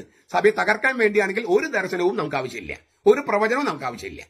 മറിച്ച് സഭയെ കെട്ടിപ്പടുക്കാനാണെങ്കിൽ നമുക്കത് ആവശ്യമുണ്ട്. പക്ഷേ ദർശനപരത്തിലൂടെയോ പ്രവചനപരത്തിലൂടെയോ ഭാഷാപരത്തിലൂടെയോ ഒന്നും വരപ്രസാദമോ പരിശുദ്ധാത്മാവോ കിട്ടില്ല, ദൈവിക ജീവൻ കിട്ടില്ല. അതിന് ഈ കൗതാശികമായിട്ടുള്ള പിന്തുടർച്ചയിൽ മാത്രമേ കിട്ടൂ. അതിന് ആ കൗതാശിക പിന്തുടർച്ചയ്ക്കാണ് ശ്ലൈകിക പിന്തുടർച്ച എന്ന് പറയുന്നത്. അതിനൊരു ശാരീരികതയുണ്ട്. അങ്ങനെയാണ് നമ്മളെല്ലാം സ്വീകരിച്ചത്. ഞാൻ പട്ടം സ്വീകരിച്ചത്, മെത്രാമാരുടെ പട്ടം സ്വീകരിക്കുക അങ്ങനെയാണ്. നമ്മൾ ഈ സ്ഥൈര്യലേപനം സ്വീകരിക്കുന്നത്, മാമോ സ്വീകരിക്കുക ഒക്കെ ഈ സ്പർശനത്തിലൂടെയാണ്. കർത്താവ് നമ്മളെ സ്പർശിക്കുകയാണ്. അവന്റെ ജീവജലമാണ് ഈ മാമോസത്തൊട്ടിയിലുള്ള വെള്ളം. അത് അങ്ങനെ ആയി മാറുന്നത് ഈ ശ്ലൈകിക പിന്തുടർച്ചയിലുള്ള ആള്, കൗതാശ പിന്തുടർച്ചയിലുള്ള ആള് അത് കൂതാശ ചെയ്യുമ്പോഴാണ്. അപ്പോഴാണത് പരിശുദ്ധാത്മാവിന്റെ ജലമായിട്ട് മാറുന്നത്, ജീവജലമായിട്ട് മാറുന്നത്. അങ്ങനെ തന്നെയാണ് കുർബാനയും. അതുകൊണ്ടാണ് കത്തോലിക്ക സഭയിൽ മാത്രമാണ് ഇതൊക്കെ ഉള്ളൂ, അല്ലെങ്കിൽ കത്തോലിക്ക പാരമ്പര്യമുള്ളിടത്ത് ഇതുള്ളൂ എന്ന് നമ്മൾ പറയുന്നതിന്റെ കാരണം. ഞാൻ കാര്യങ്ങൾ മനസ്സിലായെന്ന് വിചാരിക്കണം. എന്റെ പ്രാധാന്യവും അന്നത്തെ പ്രാധാന്യവും ഇന്നത്തെ പ്രാധാന്യവും ചില ചോദ്യങ്ങൾക്ക് ഉത്തരവും കിട്ടിയെന്ന് ഞാൻ വിശ്വസിക്കുന്നു. കർത്താവ് അനുഗ്രഹിക്കട്ടെ. പരിശുദ്ധാത്മൻ തുണയിൽ ജീവിക്കാൻ, പരിശുദ്ധന്റെ കൃപയിൽ ജീവിക്കാൻ നമുക്ക് സാധിക്കട്ടെ. നമ്മുടെ കർത്താവ് ഈശോ മിശിഹായുടെ കൃപയും പിതാവായ ദൈവത്തിന്റെ സ്നേഹവും പരിശുദ്ധാത്മാവിന്റെ സഹവാസവും നാം എല്ലാവരോടും കൂടി ഉണ്ടായിരിക്കട്ടെ, ഇപ്പോഴും എപ്പോഴും എന്നേക്കും. ആമേൻ. ഈശോ മിശിഹായ്ക്ക് സ്തുതിയായിരിക്കട്ടെ. ഞാൻ മാണിപ്പറമ്പിലച്ചൻ. വട്ടോളി, വയലി, വിമതര്, വാ അവരുടെ സംഭാവന എന്ത്? മെത്രാന്മാരുടെ കൂറ് എവിടെയാണ്? ലിറ്റർജി എന്താണ്? സഭ എന്താണ്? ഇങ്ങനെ നിരവധി കാര്യങ്ങൾ നമുക്ക് പഠിക്കാൻ കഴിഞ്ഞു എന്നുള്ളത് ഈ വിമതരുടെ ഒരു സംഭാവനയായിട്ട്, അതായത് വിമതരിങ്ങനെ പാഷാണ്ഡതയും ശീഫിയും പഠിപ്പിച്ചത് കൊണ്ടാണ് നമ്മൾ ഇക്കാര്യങ്ങളൊക്കെ അറിയാനായിട്ട് ഇടയായത്. എനിക്കൊരു സുഹൃത്ത് അയച്ചു എന്ന സന്ദേശമാണ് ഞാൻ നിങ്ങളുടെ മുമ്പിൽ അവതരിപ്പിക്കുന്നത്. ഈ കാര്യങ്ങളൊക്കെ കുറച്ചുകൂടി സിമ്പിൾ ലാംഗ്വേജിൽ പറഞ്ഞിരിക്കുന്നത്. ചില ഗ്രൂപ്പുകൾ പ്രചരിക്കുന്ന സന്ദേശമാണെന്നാണ് ഞാൻ മനസ്സിലാക്കുന്നത്. അപ്പൊ ഞാൻ അദ്ദേഹത്തെ വിളിച്ചു, ഈ നോട്ട് ഉപയോഗിക്കാമോ, എന്റെ വീഡിയോയ്ക്ക് ഉപയോഗിക്കുമെന്ന് അറിയാം. അപ്പൊ അദ്ദേഹം പറഞ്ഞു തീർച്ചയായിട്ടും ഉപയോഗിക്കാം. എന്നിട്ട് അദ്ദേഹം ഒരു ഉപമയാണ് പറഞ്ഞത്, വാഴ ചീര. അച്ഛൻ വാഴയാണെങ്കിൽ ഞങ്ങൾ ചീരയാണ്. എന്നിട്ട് അദ്ദേഹം പറഞ്ഞു, അച്ഛൻ തിരുവചനം കൊണ്ടും ലിറ്റർജി കൊണ്ടും ഒക്കെ അച്ഛൻ നനയപ്പെടുമ്പോൾ ആ അച്ഛന്റെ താഴെയുള്ള ചീരയും നനയില്ലേ, പണ്ടത്തെ കർഷകരുടെ രീതിയാണ്, വാഴയുടെ താഴെ ചീര. അപ്പോ വാഴയെ നനയ്ക്കുമ്പോൾ ചീരയ്ക്കും നനവ് കിട്ടും. അച്ഛൻ വചനം കൊണ്ടും ലിറ്റർജി കൊണ്ടും ഒക്കെ ഇങ്ങനെ അച്ഛൻ നനയപ്പെടുമ്പോൾ ഞങ്ങള് ചീരയായിട്ട് അച്ഛന്റെ താഴെയുള്ള ചീരയും നനയുന്നു. അങ്ങനെയാണിത്. അപ്പൊ ഈ സന്ദേശവും അച്ഛന്റെ വീഡിയോസിലൊക്കെ ഉള്ള സന്ദേശം തന്നെ ഞങ്ങളൊന്ന് ഞങ്ങളുടേതായ ഭാഷയിൽ തയ്യാറാക്കിയതാണ് അച്ഛൻ ഉപയോഗിക്കാമെന്ന് പറഞ്ഞു. എനിക്ക് വലിയ സന്തോഷം തോന്നി. ഒന്ന്, ഇങ്ങനെ അനേകർക്ക് നമ്മുടെ ഈ വീഡിയോസിലൂടെ സഭ എന്തെന്നും ലിറ്റർജി എന്തെന്നും അങ്ങനെ നിരവധി കാര്യങ്ങൾ മനസ്സിലാക്കാൻ സാധിക്കുന്നു എന്നുള്ളത് വലിയ കാര്യമാണ്. അപ്പൊ ഇത് പിന്നീട് നമ്മുടെ സഭയുടെ ഒരു നവീകരണത്തിന് ഇതെല്ലാം, പ്രത്യേകിച്ച് ജനങ്ങളുടെ ഈ അൽമായ സത്യവിശ്വാസികളുടെ അറിവ്, അവരുടെ ബോധവൽക്കരണം, അതുപോലെ അവരുടെ തിരിച്ചറിവുകള് തീർച്ചയായിട്ടും സഭയുടെ നവോത്ഥാനത്തിന്, നവീകരണത്തിന്, പുതുക്കപ്പെടലിന് ഉപകരിക്കും എന്നുള്ള വിശ്വാസത്തോടെ അദ്ദേഹം അയച്ചു തന്ന ആ സംഗതി ഞാൻ വായിക്കുകയാണ്. വളരെ രസകരമായിട്ട് അവതരിപ്പിച്ചിരിക്കുന്ന ഒരു സംഗതിയാണത്. എറണാകുളത്തെ വിമതർക്ക് നന്ദി, 1000 നന്ദി. കത്തോലിക്ക സഭയെക്കുറിച്ച് കൂടുതൽ മനസ്സിലാക്കാനും പഠിക്കാനും കേരളത്തിലെ ജനങ്ങളെ, സാധാരണ വിശ്വാസികളെ സഹായിച്ചത് എറണാകുളം വിമതരാണ്. ആശ്ചര്യചിഹ്നം. വത്തിക്കാനിലെ മാർപ്പാപ്പയ്ക്ക് കീഴിലുള്ള സഭ. ഇതിനപ്പുറം കത്തോലിക്ക സഭയെക്കുറിച്ച് വലിയ അറിവോ ധാരണയോ സാധാരണ വിശ്വാസികൾക്ക് ഉണ്ടായിരുന്നില്ല. കേരളത്തിലെ 3 തരം കത്തോലിക്ക സഭകൾ എങ്ങനെ വന്നു എന്ന ചോദ്യത്തിന് തട്ടുമുട്ട് ഉത്തരങ്ങൾ നൽകി തലയൂരുന്നതായിരുന്നു ഞങ്ങളുടെ പതിവ്. അന്ത്യോക്യൻ സുറിയാനി സഭയിൽ നിന്നാണ് കേരളത്തിലെ സുറിയാനിക്കാരുടെ പിറവി എന്ന് പോലും ഞങ്ങൾ തെറ്റിദ്ധരിച്ചിരുന്നു. എന്നാൽ ഇത്തരം എല്ലാവിധ സംശയങ്ങൾക്കും കഴിഞ്ഞ 3-4 വർഷത്തിനിടയിൽ ഉത്തരം വിശ്വാസികൾക്ക് ലഭിക്കുകയുണ്ടായി. ഇതിന് കാരണമായത് സത്യത്തിൽ എറണാകുളത്തെ പാഷാണ്ഡതയാണ്. അതിനാൽ അവരോട് നന്ദി പ്രകാശിപ്പിക്കാതെ പോകാനാവില്ല. കഴിഞ്ഞ 3-4 വർഷത്തിന് ഇടയിൽ മനസ്സിലാക്കിയ ചില അടിസ്ഥാന വസ്തുതകൾ ഇവയാണ്. 1. ആഗോള കത്തോലിക്ക സഭ എന്നാൽ ലാറ്റിൻ സഭ അഥവാ പടിഞ്ഞാറൻ സഭയും 23 കിഴക്കൻ വ്യക്തിസഭകളും ചേർന്ന ഒരു സംവിധാനമാണ്. മൊത്തം 24 സഭകളുടെ ഒരു കൂട്ടായ്മയാണ് കത്തോലിക്ക സഭ. The Catholic church is a communion of 24 individual churches, സൂയി യൂരിസ് ചർച്ചസ്. 2. 24 റീത്തുകൾക്കും പ്രത്യേകം സഭാ തലവന്മാരും ആരാധനക്രമവും നിയമസംഹിതകളും ഉണ്ട്. അതാണ് സൂയി യൂരിസ് എന്ന് പറയുന്നത്. 3. ലാറ്റിൻ സഭ ഒഴികെ 23 സഭകൾക്കും പാശ്ചാത്യ കാനൻ ലോ ബാധകമല്ല.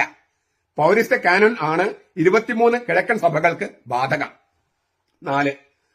റോമിലെ തിരുസംഘത്തിന് 2 വിഭാഗങ്ങളുണ്ട്. ഇതിൽ കിഴക്കൻ സഭകൾക്ക് പൗരസ്ത്യ തിരുസംഘമാണ് ബാധകം. 5. 24 റീത്തുകൾ 6 പാരമ്പര്യം നിന്നുമാണ് പിറവിയെടുത്തത്. 24 റീത്തുകൾ അത് 6 ലിറ്റർജി കുടുംബങ്ങളിൽ നിന്നാണ് പിറവിയെടുത്തത്. ഇതേക്കുറിച്ചൊക്കെ നമ്മൾ ധാരാളം പഠിച്ചിട്ടുള്ളതാണ്. 6. സീറോ മലബാർ സഭയെ കൽദായ പാരമ്പര്യ സഭയുടെ ഗണത്തിലാണ് കത്തോലിക്ക സഭ പരിഗണിക്കുന്നത്. അതിനാൽ ഈ സഭ ഒരു കൽദായ കത്തോലിക്ക സഭയാണ്. എന്നെ കൽദായ ഇതിന്റെ വക്താവ് എന്നാണ് പറയുന്നത്, കൽദായ സഭയുടെ. തീർച്ചയായിട്ടും ആരും നിയമിച്ചിട്ടില്ല. കൽദായ സുറിയാനി കത്തോലിക്ക സഭയാണ് സീറോ മലബാർ സഭ. എല്ലാ രേഖകളും അങ്ങനെയാണ്. ഞാൻ ഒരുപാട് രേഖകൾ നിങ്ങളുടെ മുമ്പിൽ ഹാജരാക്കി കഴിഞ്ഞിട്ടുണ്ട്. പിന്നെ എന്താണ് കൽദായം, എന്താണ് ആരാമി, എന്താണ് സുറിയാനി, എന്താണ് പാശ്ചാത്യ സുറിയാനി, എന്താണ് പൗരസ്ത്യ സുറിയാനി, ഇതെല്ലാം പടം വരച്ച് ഞാൻ നിങ്ങളുടെ മുമ്പിൽ അവതരിപ്പിച്ചിട്ടുണ്ട്. 7. 24 റീത്തുകളുടെ തലവന്മാരുടെ പേരുകളും അധികാര ശ്രേണിയും വ്യത്യസ്തപ്പെട്ടിരിക്കുന്നു. പാത്രിയാർക്കിസ്, major archbishop, apostolic administrator, മെത്രാപ്പോലിത്ത, ബിഷപ്പ് എന്നിങ്ങനെ സഭാ തലവന്മാരുടെ അധികാരങ്ങൾ വ്യത്യസ്തമായിരിക്കുന്നു. 8. പാത്രിയാർക്കി സഭകൾക്ക് അവരുടെ തീരുമാനം സ്വതന്ത്രമായി എടുത്ത ശേഷം മാർപ്പാപ്പയ്ക്ക് തീരുമാനം അറിയിച്ചാൽ മതി. മേജർ ആർച്ച് ബിഷപ്പ് സഭകൾ തീരുമാനമെടുത്ത് ആ തീരുമാനം മാർപ്പാപ്പ അംഗീകരിച്ച ശേഷം മാത്രം പ്രസിദ്ധപ്പെടുത്തുന്നു. മറ്റ് തലവന്മാരുടെ സഭകളിൽ തീരുമാനം മാർപ്പാപ്പയുടേതാണ്. ഇതൊക്കെ തിരിച്ചറിയാൻ കഴിഞ്ഞു. 9. ലാറ്റിൻ സഭയുടെ പാത്രിയാർക്കസും റോമ അതിരൂപതയുടെ തലവനായ വ്യക്തിയാണ് ആഗോള കത്തോലിക്ക സഭയെ നയിക്കുന്ന മാർപ്പാപ്പ. 24 റീത്തുകളിൽ നിന്നും മാർപ്പാപ്പയെ തെരഞ്ഞെടുക്കാം. തെരഞ്ഞെടുക്കപ്പെട്ടാൽ ആ വ്യക്തി ലാറ്റിൻ സഭയുടെ ഭാഗമാകും. 10. രണ്ടാം വത്തിക്കാൻ കൌൺസിലിന് ശേഷം ലാറ്റിൻ സഭ അവരുടെ പരമ്പരാഗത അതിവിശിഷ്ട കുർബാന ഒഴികെ ബാക്കി എല്ലാ ബലിയർപ്പണവും ജനാഭിമുഖമാക്കി പരിഷ്കരിച്ചു. അത് പരിഷ്കരിക്കുകയായിരുന്നില്ല, ഓട്ടോമാറ്റിക് ആയിട്ട് ഇതാണ് രണ്ടാം വത്തിക്കാൻ സുനോദോസിന്റെ പരിഷ്കാരം എന്ന് വിചാരിച്ചിട്ട് എല്ലാവരുടെയും തുടങ്ങുകയായിരുന്നു. സഭ ഔദ്യോഗികമായി നടപ്പാക്കിയതല്ല ജനാഭിമുഖം. ബാക്കി 23 സഭകൾക്കും പൗരസ്ത്യ സഭകൾക്കും കുർബാനാർപ്പണ രീതിയും ലിറ്റർജിയും തീരുമാനിച്ച് നടപ്പിൽ വരുത്താൻ സഭാ സെനഡുകളെ ചുമതലപ്പെടുത്തി. 11. കിഴക്കൻ സഭാ സെനഡുകൾ തങ്ങൾ ലിറ്റർജി പുതുക്കി അവരവരുടെ പാരമ്പര്യത്തിന് അനുസൃതമായി കുർബാന അർപ്പണ രീതികൾ തീരുമാനിച്ച് മാർപ്പാപ്പയുടെ അംഗീകാരം നേടി. 12. സീറോ മലബാർ സഭയുടെ പരിഷ്കരിച്ച കുർബാനക്രമം ആദ്യമായി പൊതുമധ്യത്തിൽ ചൊല്ലിയത് കോട്ടയത്ത് 1956 ഫെബ്രുവരി 8 പരിശുദ്ധ ജോൺ പോൾ രണ്ടാമൻ മാർപ്പാപ്പയാണ്. ഇനിയും പല കാര്യങ്ങളും പലരും മനസ്സിലാക്കിയിട്ടുണ്ടാകാം. അവയെല്ലാം കമന്റ് ചെയ്യാവുന്നതാണ്. അതിലൊരു comment, papal delegate, apostolic administrator എന്നിങ്ങനെയുള്ള സ്ഥാനങ്ങളെക്കുറിച്ച് അറിയാൻ കഴിഞ്ഞു. മറ്റൊരു കമന്റ്, എന്തൊക്കെയാണ് അച്ഛന്മാർ ചെയ്യേണ്ടത്, എന്തൊക്കെ അച്ഛന്മാർ ചെയ്യാൻ പാടില്ല, മെത്രാന്മാർ എന്തൊക്കെ ചെയ്യണം, എന്തൊക്കെ ചെയ്യാൻ പാടില്ല, എവിടെയാണ് മെത്രാന്മാരുടെ ദൗർബല്യം, മെത്രാന്മാരുടെ കൂറ് എവിടെയാണ്, ഇങ്ങനെയുള്ള കാര്യങ്ങൾ അറിയാൻ കഴിഞ്ഞു എന്നാണ്. പിന്നെ ഒരുപാട് കാര്യങ്ങളുണ്ട്. ഇപ്പൊ ഇവർ പറയാത്ത ചില കാര്യങ്ങൾ ഞാൻ സൂചിപ്പിക്കാം. ഒന്ന്, 1999 ആണ് 1999 അതായത് 2000 ആണ്ടില് ജോൺ പോൾ രണ്ടാമൻ മാർപ്പാപ്പ ഇന്ത്യയിൽ ഡൽഹിയിൽ വന്നു. കേരളത്തിൽ വരാൻ ആഗ്രഹിച്ചിരുന്നു, പക്ഷെ വരാൻ അത് പല കാരണങ്ങൾ കൊണ്ട് വന്നില്ല. അതിനു മുമ്പ് ഈ ഏകീകൃത കുർബാന അർപ്പണ രീതി സീറോ മലബാർ സഭയിൽ നടപ്പാക്കണമെന്ന് ജോൺ പോൾ രണ്ടാമൻ മാർപ്പാപ്പയ്ക്ക് താല്പര്യമുണ്ടായിരുന്നു. 86 അദ്ദേഹം വന്ന് ചൊല്ലിപ്പോയപ്പോൾ എല്ലാ രൂപതകളും അത് അംഗീകരിക്കുമെന്നാണ് അദ്ദേഹം കണക്കാക്കിയത്. അന്ന് മാർപ്പാപ്പയെ ധിക്കരിച്ചതും അനുസരണക്കേട് കാണിച്ചതും മെത്രാന്മാരാണ്, കുറെ മെത്രാന്മാര്. അപ്പം പിന്നെയും ചർച്ച ചെയ്ത് മെത്രാന്മാർ തന്നെ മാർപ്പാപ്പയെ ലംഘിക്കുന്ന ധിക്കരിക്കുന്ന അവസ്ഥ വന്നപ്പോൾ മാർപ്പാപ്പ പിന്നെയും പറഞ്ഞു. അങ്ങനെ 1999 മെത്രാൻ സിനഡ് 1999 മെത്രാൻ സിനഡ് ഇപ്പൊ നമ്മൾ പറഞ്ഞ ഏകീകൃത കുർബാന രീതി നടപ്പാക്കാൻ തീരുമാനിച്ചു. അന്ന് തൊട്ട് 2021 വരെ, അതായത് നടപ്പിലാക്കുന്നത് വരെ ഒരൊറ്റ സിനഡിലും ഇതൊന്ന് പുനർവിചിന്തനത്തിന് കാരണം ഒന്ന് വെക്കണം, ഇത് പുനരാലോചന വേണമെന്ന് ഒരു മെത്രാനും ആവശ്യപ്പെട്ടിട്ടില്ല. ഒരു മെത്രാനും. അതിന് അവർക്കൊരു ഒരു സൂത്രബുദ്ധി ഉള്ളിലുണ്ടായിരുന്നു. മെത്രാൻ സിനഡ് തീരുമാനിച്ചാലും എന്റെ രൂപതയിൽ എനിക്ക് നടപ്പാക്കുകയോ നടപ്പാക്കാതിരിക്കാനോ അവകാശമുണ്ടെന്നൊരു അഹങ്കാരം മെത്രാന്മാർക്കുണ്ടായിരുന്നു. അതില്ല എന്ന് ഫ്രാൻസിസ് മാർപ്പാപ്പയുടെ കാലത്താണ് തെളിഞ്ഞത്. അതായത് ഡിസ്പെൻസേഷൻ, ഒഴികഴിവ് കൊടുക്കാന്ന് പറഞ്ഞാൽ ഒരു രൂപതയ്ക്ക് മൊത്തമായിട്ട് കൊടുക്കാൻ കഴിയില്ല. അതും അനിശ്ചിത കാലത്തേക്ക് പറ്റില്ല. ഏതെങ്കിലും വ്യക്തികൾക്ക് ഒരു നിശ്ചിത കാലത്തേക്ക് കൊടുക്കുന്നതാണ് ഒഴികഴിവ്.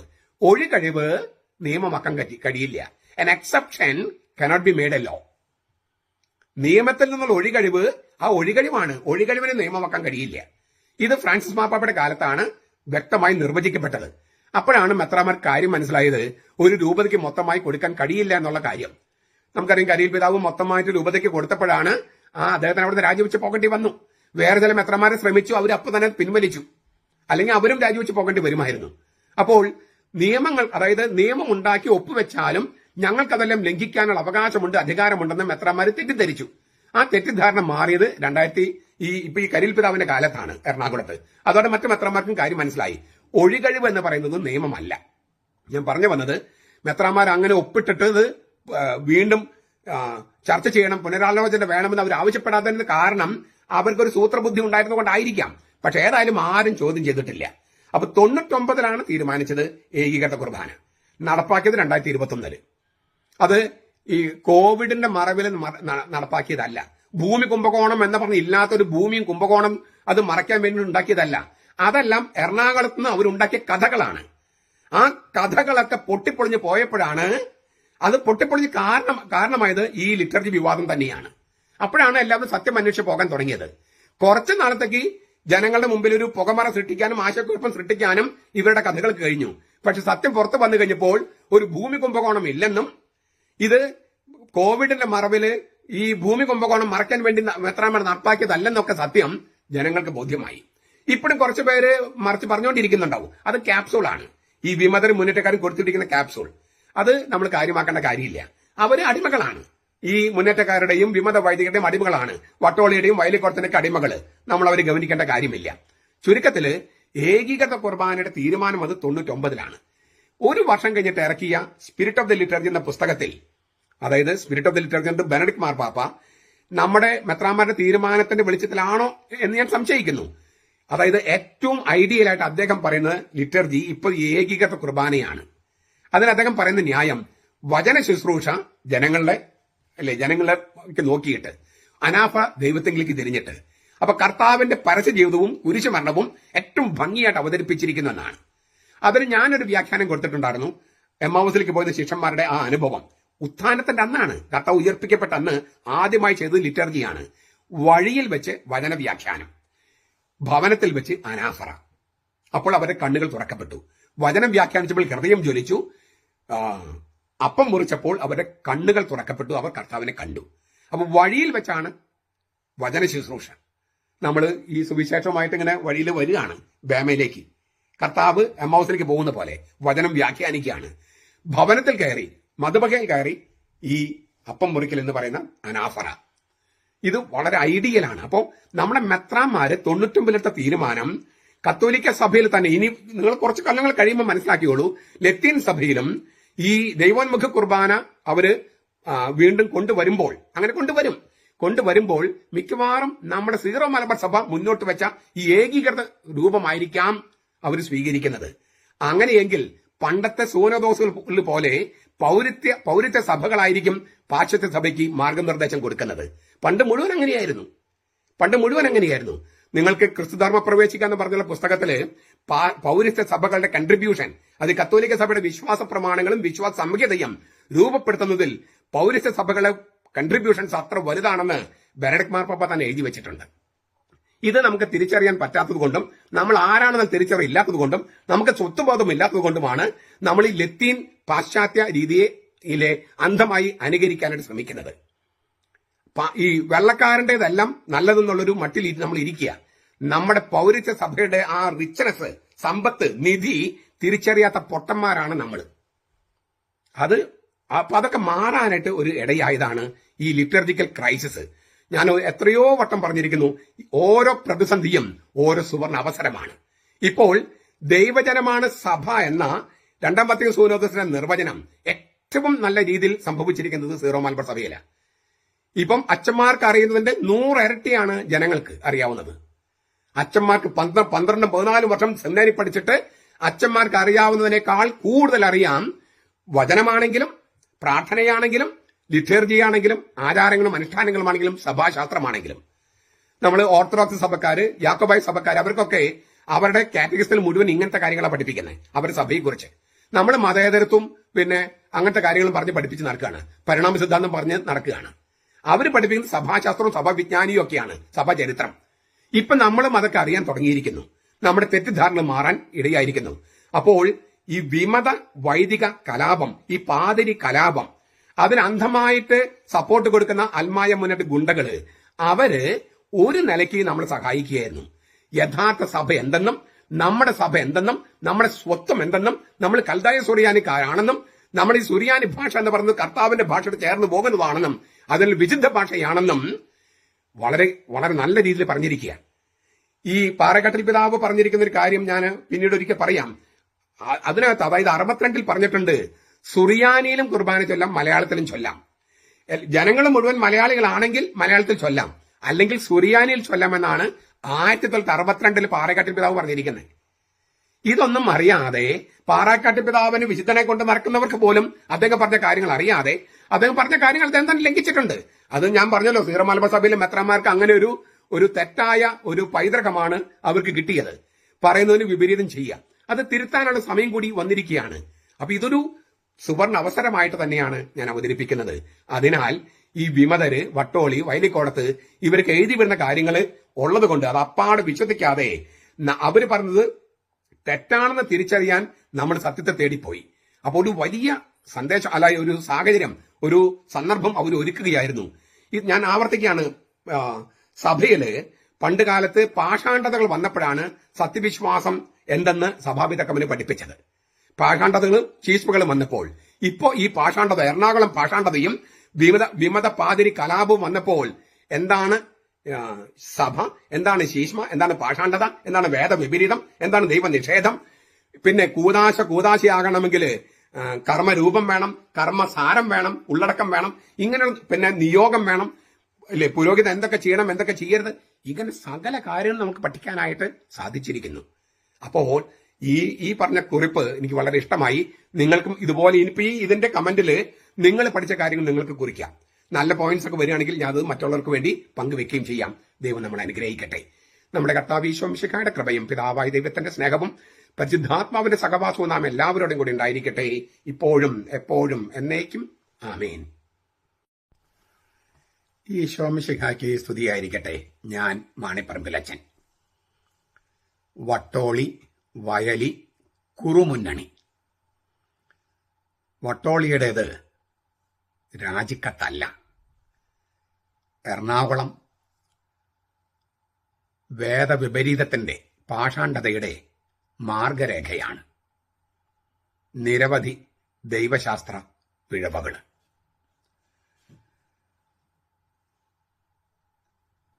ഇന്നലെ എന്റെ കമന്റ് ബോക്സിൽ മാത്യു എന്നൊരാള്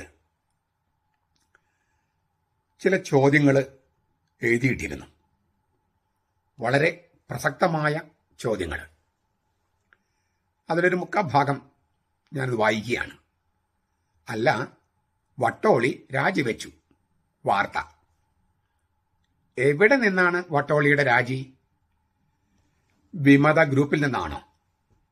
വിമത പ്രവർത്തനത്തിൽ നിന്നാണോ? ഏകീകൃത ബലി ചൊല്ലില്ല, ജനാഭിമുഖം ചൊല്ലുമേ, വൈദിക വൃത്തി ഒഴിഞ്ഞിട്ടില്ല. ഹേ വട്ടോളി, എവിടെ നിന്നാണ് രാജി? കത്തോലിക്ക സഭയിൽ നിന്നോ? സീറോ മലബാർ സഭയിൽ നിന്നോ? വിമത നേതൃത്വത്തിൽ നിന്നോ? മാത്യുവിന്റെ കമന്റിൽ കുറച്ചുകൂടി കാര്യങ്ങളുണ്ട്, അത് നിങ്ങൾ നേരിട്ട് വായിക്കുക. പ്രസക്തമായ ഈ ചോദ്യങ്ങൾ ഉന്നയിച്ചതിന് മാത്യുവിന് ഒത്തിരി നന്ദി. വളരെ പ്രസക്തമായ ചോദ്യങ്ങളാണ് മാത്യു ഉന്നയിച്ചിരിക്കുന്നത്. അപ്പോൾ ഈ വട്ടോളിയുടെ രാജിക്കത്തിലെ ചില കാര്യങ്ങൾ വിശദമായി നമുക്ക് ചർച്ച ചെയ്യേണ്ടതുണ്ട് എന്ന് ഞാൻ ഇന്നലെ സൂചിപ്പിച്ചിരുന്നു. ദൈവശാസ്ത്രപരമായും സഭാശാസ്ത്രപരമായും കൂദാശകളുടെ ദൈവിക ക്രമത്തിന്റെ തലത്തിലും ഒക്കെ ധാരാളം ചോദ്യങ്ങൾ ഉയർത്തുന്ന ഒരു രാജിക്കത്താണ് വട്ടോളിയുടേത്. അത് തനി രാജിക്കത്തല്ല. അതിലത്തെ ആദ്യത്തെ പാരഗ്രാഫിനെ കുറിച്ചുള്ള എൻ്റെ ഒരു നിരീക്ഷണമാണ് ഞാനിവിടെ പങ്കുവെക്കുന്നത്. വാസ്തവത്തിൽ എല്ലാ മെത്രാന്മാരും വേദശാസ്ത്രികളും കാനൻ ലോയേഴ്സും ഒക്കെ കേൾക്കേണ്ടതാണിത്. മാത്രമല്ല, ഞാൻ പറയുന്നതിൽ തെറ്റുണ്ടെങ്കിൽ എന്നെ തിരുത്തുകയും വേണം. അതിനാൽ നിങ്ങൾക്ക് സ്നേഹിതന്മാരായി മെത്രന്മാരും ദൈവശാസ്ത്രജ്ഞന്മാരൊക്കെ ഉണ്ടെങ്കിൽ അവർക്ക് ഞാൻ പറയുന്ന കാര്യങ്ങളൊന്ന് അയച്ചു കൊടുത്താൽ നന്നായിരിക്കും. ഈ വട്ടോളിയുടെ രാജിക്കത്ത് ആരംഭിക്കുന്ന ഇങ്ങനെയാണ്. എറണാകുളം അങ്കമാലി വൈദിക സമിതി സെക്രട്ടറി ഫാദർ കുര്യാക്കോസ് മുണ്ടാടൻ വഴി എന്റെ സഹപാഠിയും ഇപ്പോൾ എറണാകുളം അങ്കമാലി അതിരൂപത അഡ്മിനിസ്ട്രേറ്ററുമായ ആർച്ച് ബിഷപ്പ് ജോസഫ് പാംപ്ലാനിക്ക് എറണാകുളം അങ്കമാലി അതിരൂപതയിലെ വൈദികനായ അഗസ്റ്റിൻ വട്ടോലി 2025 സെപ്റ്റംബർ 14 നൽകുന്ന രാജിക്കത്ത്. ഇത് വായിക്കുന്ന ആരും സ്വാഭാവികമായും ഉന്നയിക്കുന്ന ആദ്യത്തെ ചോദ്യം എന്താണ്? എന്തുകൊണ്ട് സഹപാഠിയും ഇപ്പോൾ എറണാകുളം അങ്കമാലി അതിരൂപത അഡ്മിനിസ്ട്രേറ്ററുമായ ആർച്ച് ബിഷപ്പ് ജോസഫ് പാംപ്ലാനിക്ക് നേരിട്ട് രാജിക്കത്ത് കൊടുക്കാതെ എറണാകുളം അങ്കമാലി വൈദിക സമിതിയുടെ സെക്രട്ടറിയായ ഫാദർ കുര്യാക്കോസ് മുണ്ടാടൻ വഴി കൊടുത്തിരിക്കുന്നത്? എന്തിനാണ് ഈ വൈദിക സമിതി സെക്രട്ടറി മുണ്ടാടൻ വഴി ഒരു അച്ഛൻ, എറണാകുളം അങ്കമാലി അതിരൂപതയിലെ അച്ഛൻ, അവിടുത്തെ മെത്രാന് രാജിക്കത്ത് കൊടുക്കുന്നത്? മെത്രാന് നേരിട്ടും കൊടുക്കാൻ കഴിയില്ലോ. അപ്പോൾ വട്ടോളിയുടെ രാജി ഉന്നം വയ്ക്കുന്നത് വൈദിക സമിതിയെയും അതിലൂടെ സമവായ മാർഗരേഖ അംഗീകരിച്ച വിമത വൈദികരെയും അതിന് നേതൃത്വം നൽകിയ മുണ്ടാടനെയുമാണ്. അല്ലെങ്കിൽ കുര്യാക്കോസ് മുണ്ടാടനിലൂടെ ഈ രാജിക്കത്ത് കൊടുക്കേണ്ട കാര്യമില്ല, നേരിട്ട് മെത്രാന് കൊടുത്താൽ മതിയായിരുന്നു. അപ്പോൾ അവിടെ ഒരു വളഞ്ഞ വഴി വട്ടോളി സ്വീകരിച്ചിട്ടുണ്ട്.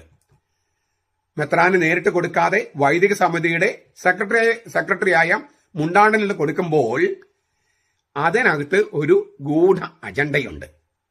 അതുകൊണ്ടാണ് ഞാൻ ഇന്നലെ ഇത് കുതന്ത്രമാണോ തന്ത്രമാണോ എന്നുള്ള ചോദ്യം ചോദിച്ചത്. വട്ടോളി രാജിക്കത്തിൽ മറ്റു രണ്ട് വചനങ്ങൾ നോക്കുക. പ്രിയ ആർച്ച് ബിഷപ്പ്, കടമക്കുടി വിശുദ്ധ അഗസ്തീനോസിന്റെ പള്ളിയിൽ സമവായ പ്രകാരമുള്ള അൾത്താര അഭിമുഖ കുർബാന ഇതുവരെ ഞാൻ ചൊല്ലിയിട്ടില്ല. ആ കുർബാന അർപ്പിക്കാൻ ഞാൻ തയ്യാറുമല്ല. അതായത് ആർച്ച് ബിഷപ്പിന്റെ സമവായ തീരുമാനത്തോടും അതിന് തയ്യാറായ വിമത വൈദികരോടും അൽമായ മുന്നേറ്റക്കാരോടും ഞാൻ വിയോജിക്കുന്നു എന്നാണ് വട്ടോളി പറയുന്നത്. സമവായ പ്രകാരമുള്ള അൾത്താര അഭിമുഖ കുർബാന ഇതുവരെ ഞാൻ ചൊല്ലിയിട്ടില്ല. ആ കുർബാന അർപ്പിക്കാൻ ഞാൻ തയ്യാറുമല്ല. ആ സമവായ മാർഗരേഖ ഞാൻ അംഗീകരിക്കുന്നില്ല. ആ തീരുമാനം ഞാൻ അംഗീകരിക്കുന്നില്ല. ഇതുവരെ അംഗീകരിച്ചിട്ടില്ല. ഇനിയൊട്ട് അംഗീകരിക്കാൻ തയ്യാറുമല്ല. വളരെ വ്യക്തമായ ഭാഷയിലാണ് വട്ടോളി എഴുതിയിരിക്കുന്നത്. രണ്ടാമതൊരു കാര്യം എഴുതിയിരിക്കുകയാണ്. എന്നാൽ അൾത്താര അഭിമുഖ കുർബാന ആവശ്യമുള്ള ജനങ്ങൾക്ക് ഇവിടുത്തെ വൈദികരും ജനങ്ങളും കൂടിച്ചേർന്ന സമവായ പ്രകാരം അത് അവരുടെ അവകാശവുമാണ്.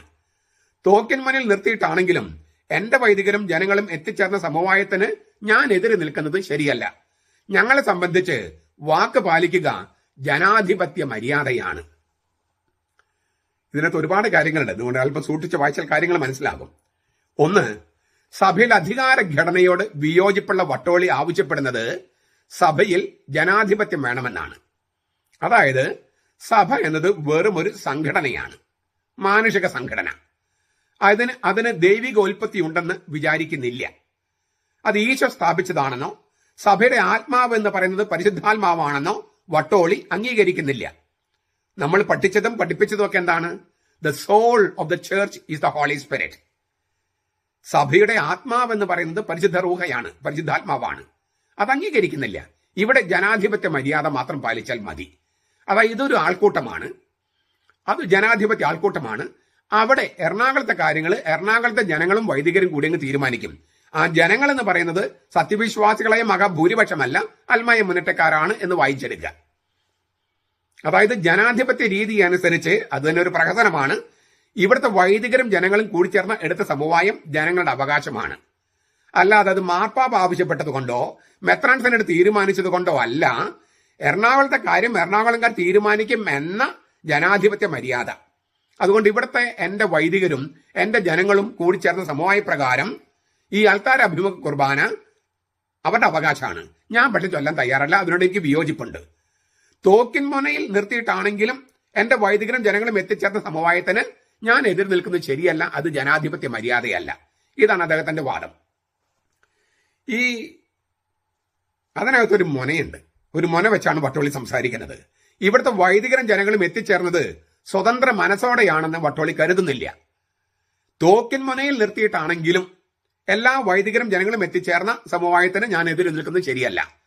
അതായത് ഏതാണ്ടെല്ലാം സമ്മർദ്ദങ്ങൾക്ക് വിധേയമായിട്ടാണ് ഈ സമവായ മാർഗരേഖ രൂപപ്പെട്ടത്. തോക്കിൻ മുനയിൽ നിർത്തിയിട്ടാണെങ്കിലും അങ്ങനത്തെ ഒരു സമ്മർദ്ദം അവിടെ ഉണ്ടായിട്ടുണ്ട്. ഇത് നമ്മളൊക്കെ മുൻപ് സംശയിച്ചിട്ടുള്ള കാര്യമാണ്. അത് പതുക്കെ ഈ വട്ടോളിയുടെ വാക്കുകളുടെ പുറത്ത് വന്നിരിക്കുന്നു. നമുക്കറിയാം, ഒരു തീരുമാനത്തിന് സാധുത വേണമെങ്കിൽ അത് സ്വതന്ത്ര മനസ്സോടെ എടുക്കണമെന്നാണ്. ഇത് ഏതാണ്ട് തോക്കിൻ മുന്നിൽ നിർത്തിയെടുത്ത തീരുമാനമായി പോയി. നമ്മളൊരു കല്യാണത്തിനൊക്കെ ഒരു ചോദ്യമില്ലേ, സ്വതന്ത്ര മനസ്സോടും പൂർണ്ണമായ സമ്മതത്തോടും കൂടിയാണോ? അപ്പൊ ഈ സ്വതന്ത്ര മനസ്സ് എന്നുള്ളത് തോക്കിൻ മുനയിൽ ഇങ്ങനെ നിർത്തിക്കഴിഞ്ഞാൽ സ്വതന്ത്ര മനസ്സുണ്ടാകുമോ, പൂർണ്ണ സമ്മതം ഉണ്ടാകുമോ? ഇതിപ്പോ ഏതാണ്ട് അങ്ങനെയാണ് എടുത്തിരിക്കുന്നത് എന്നുള്ള മട്ടിലാണ്.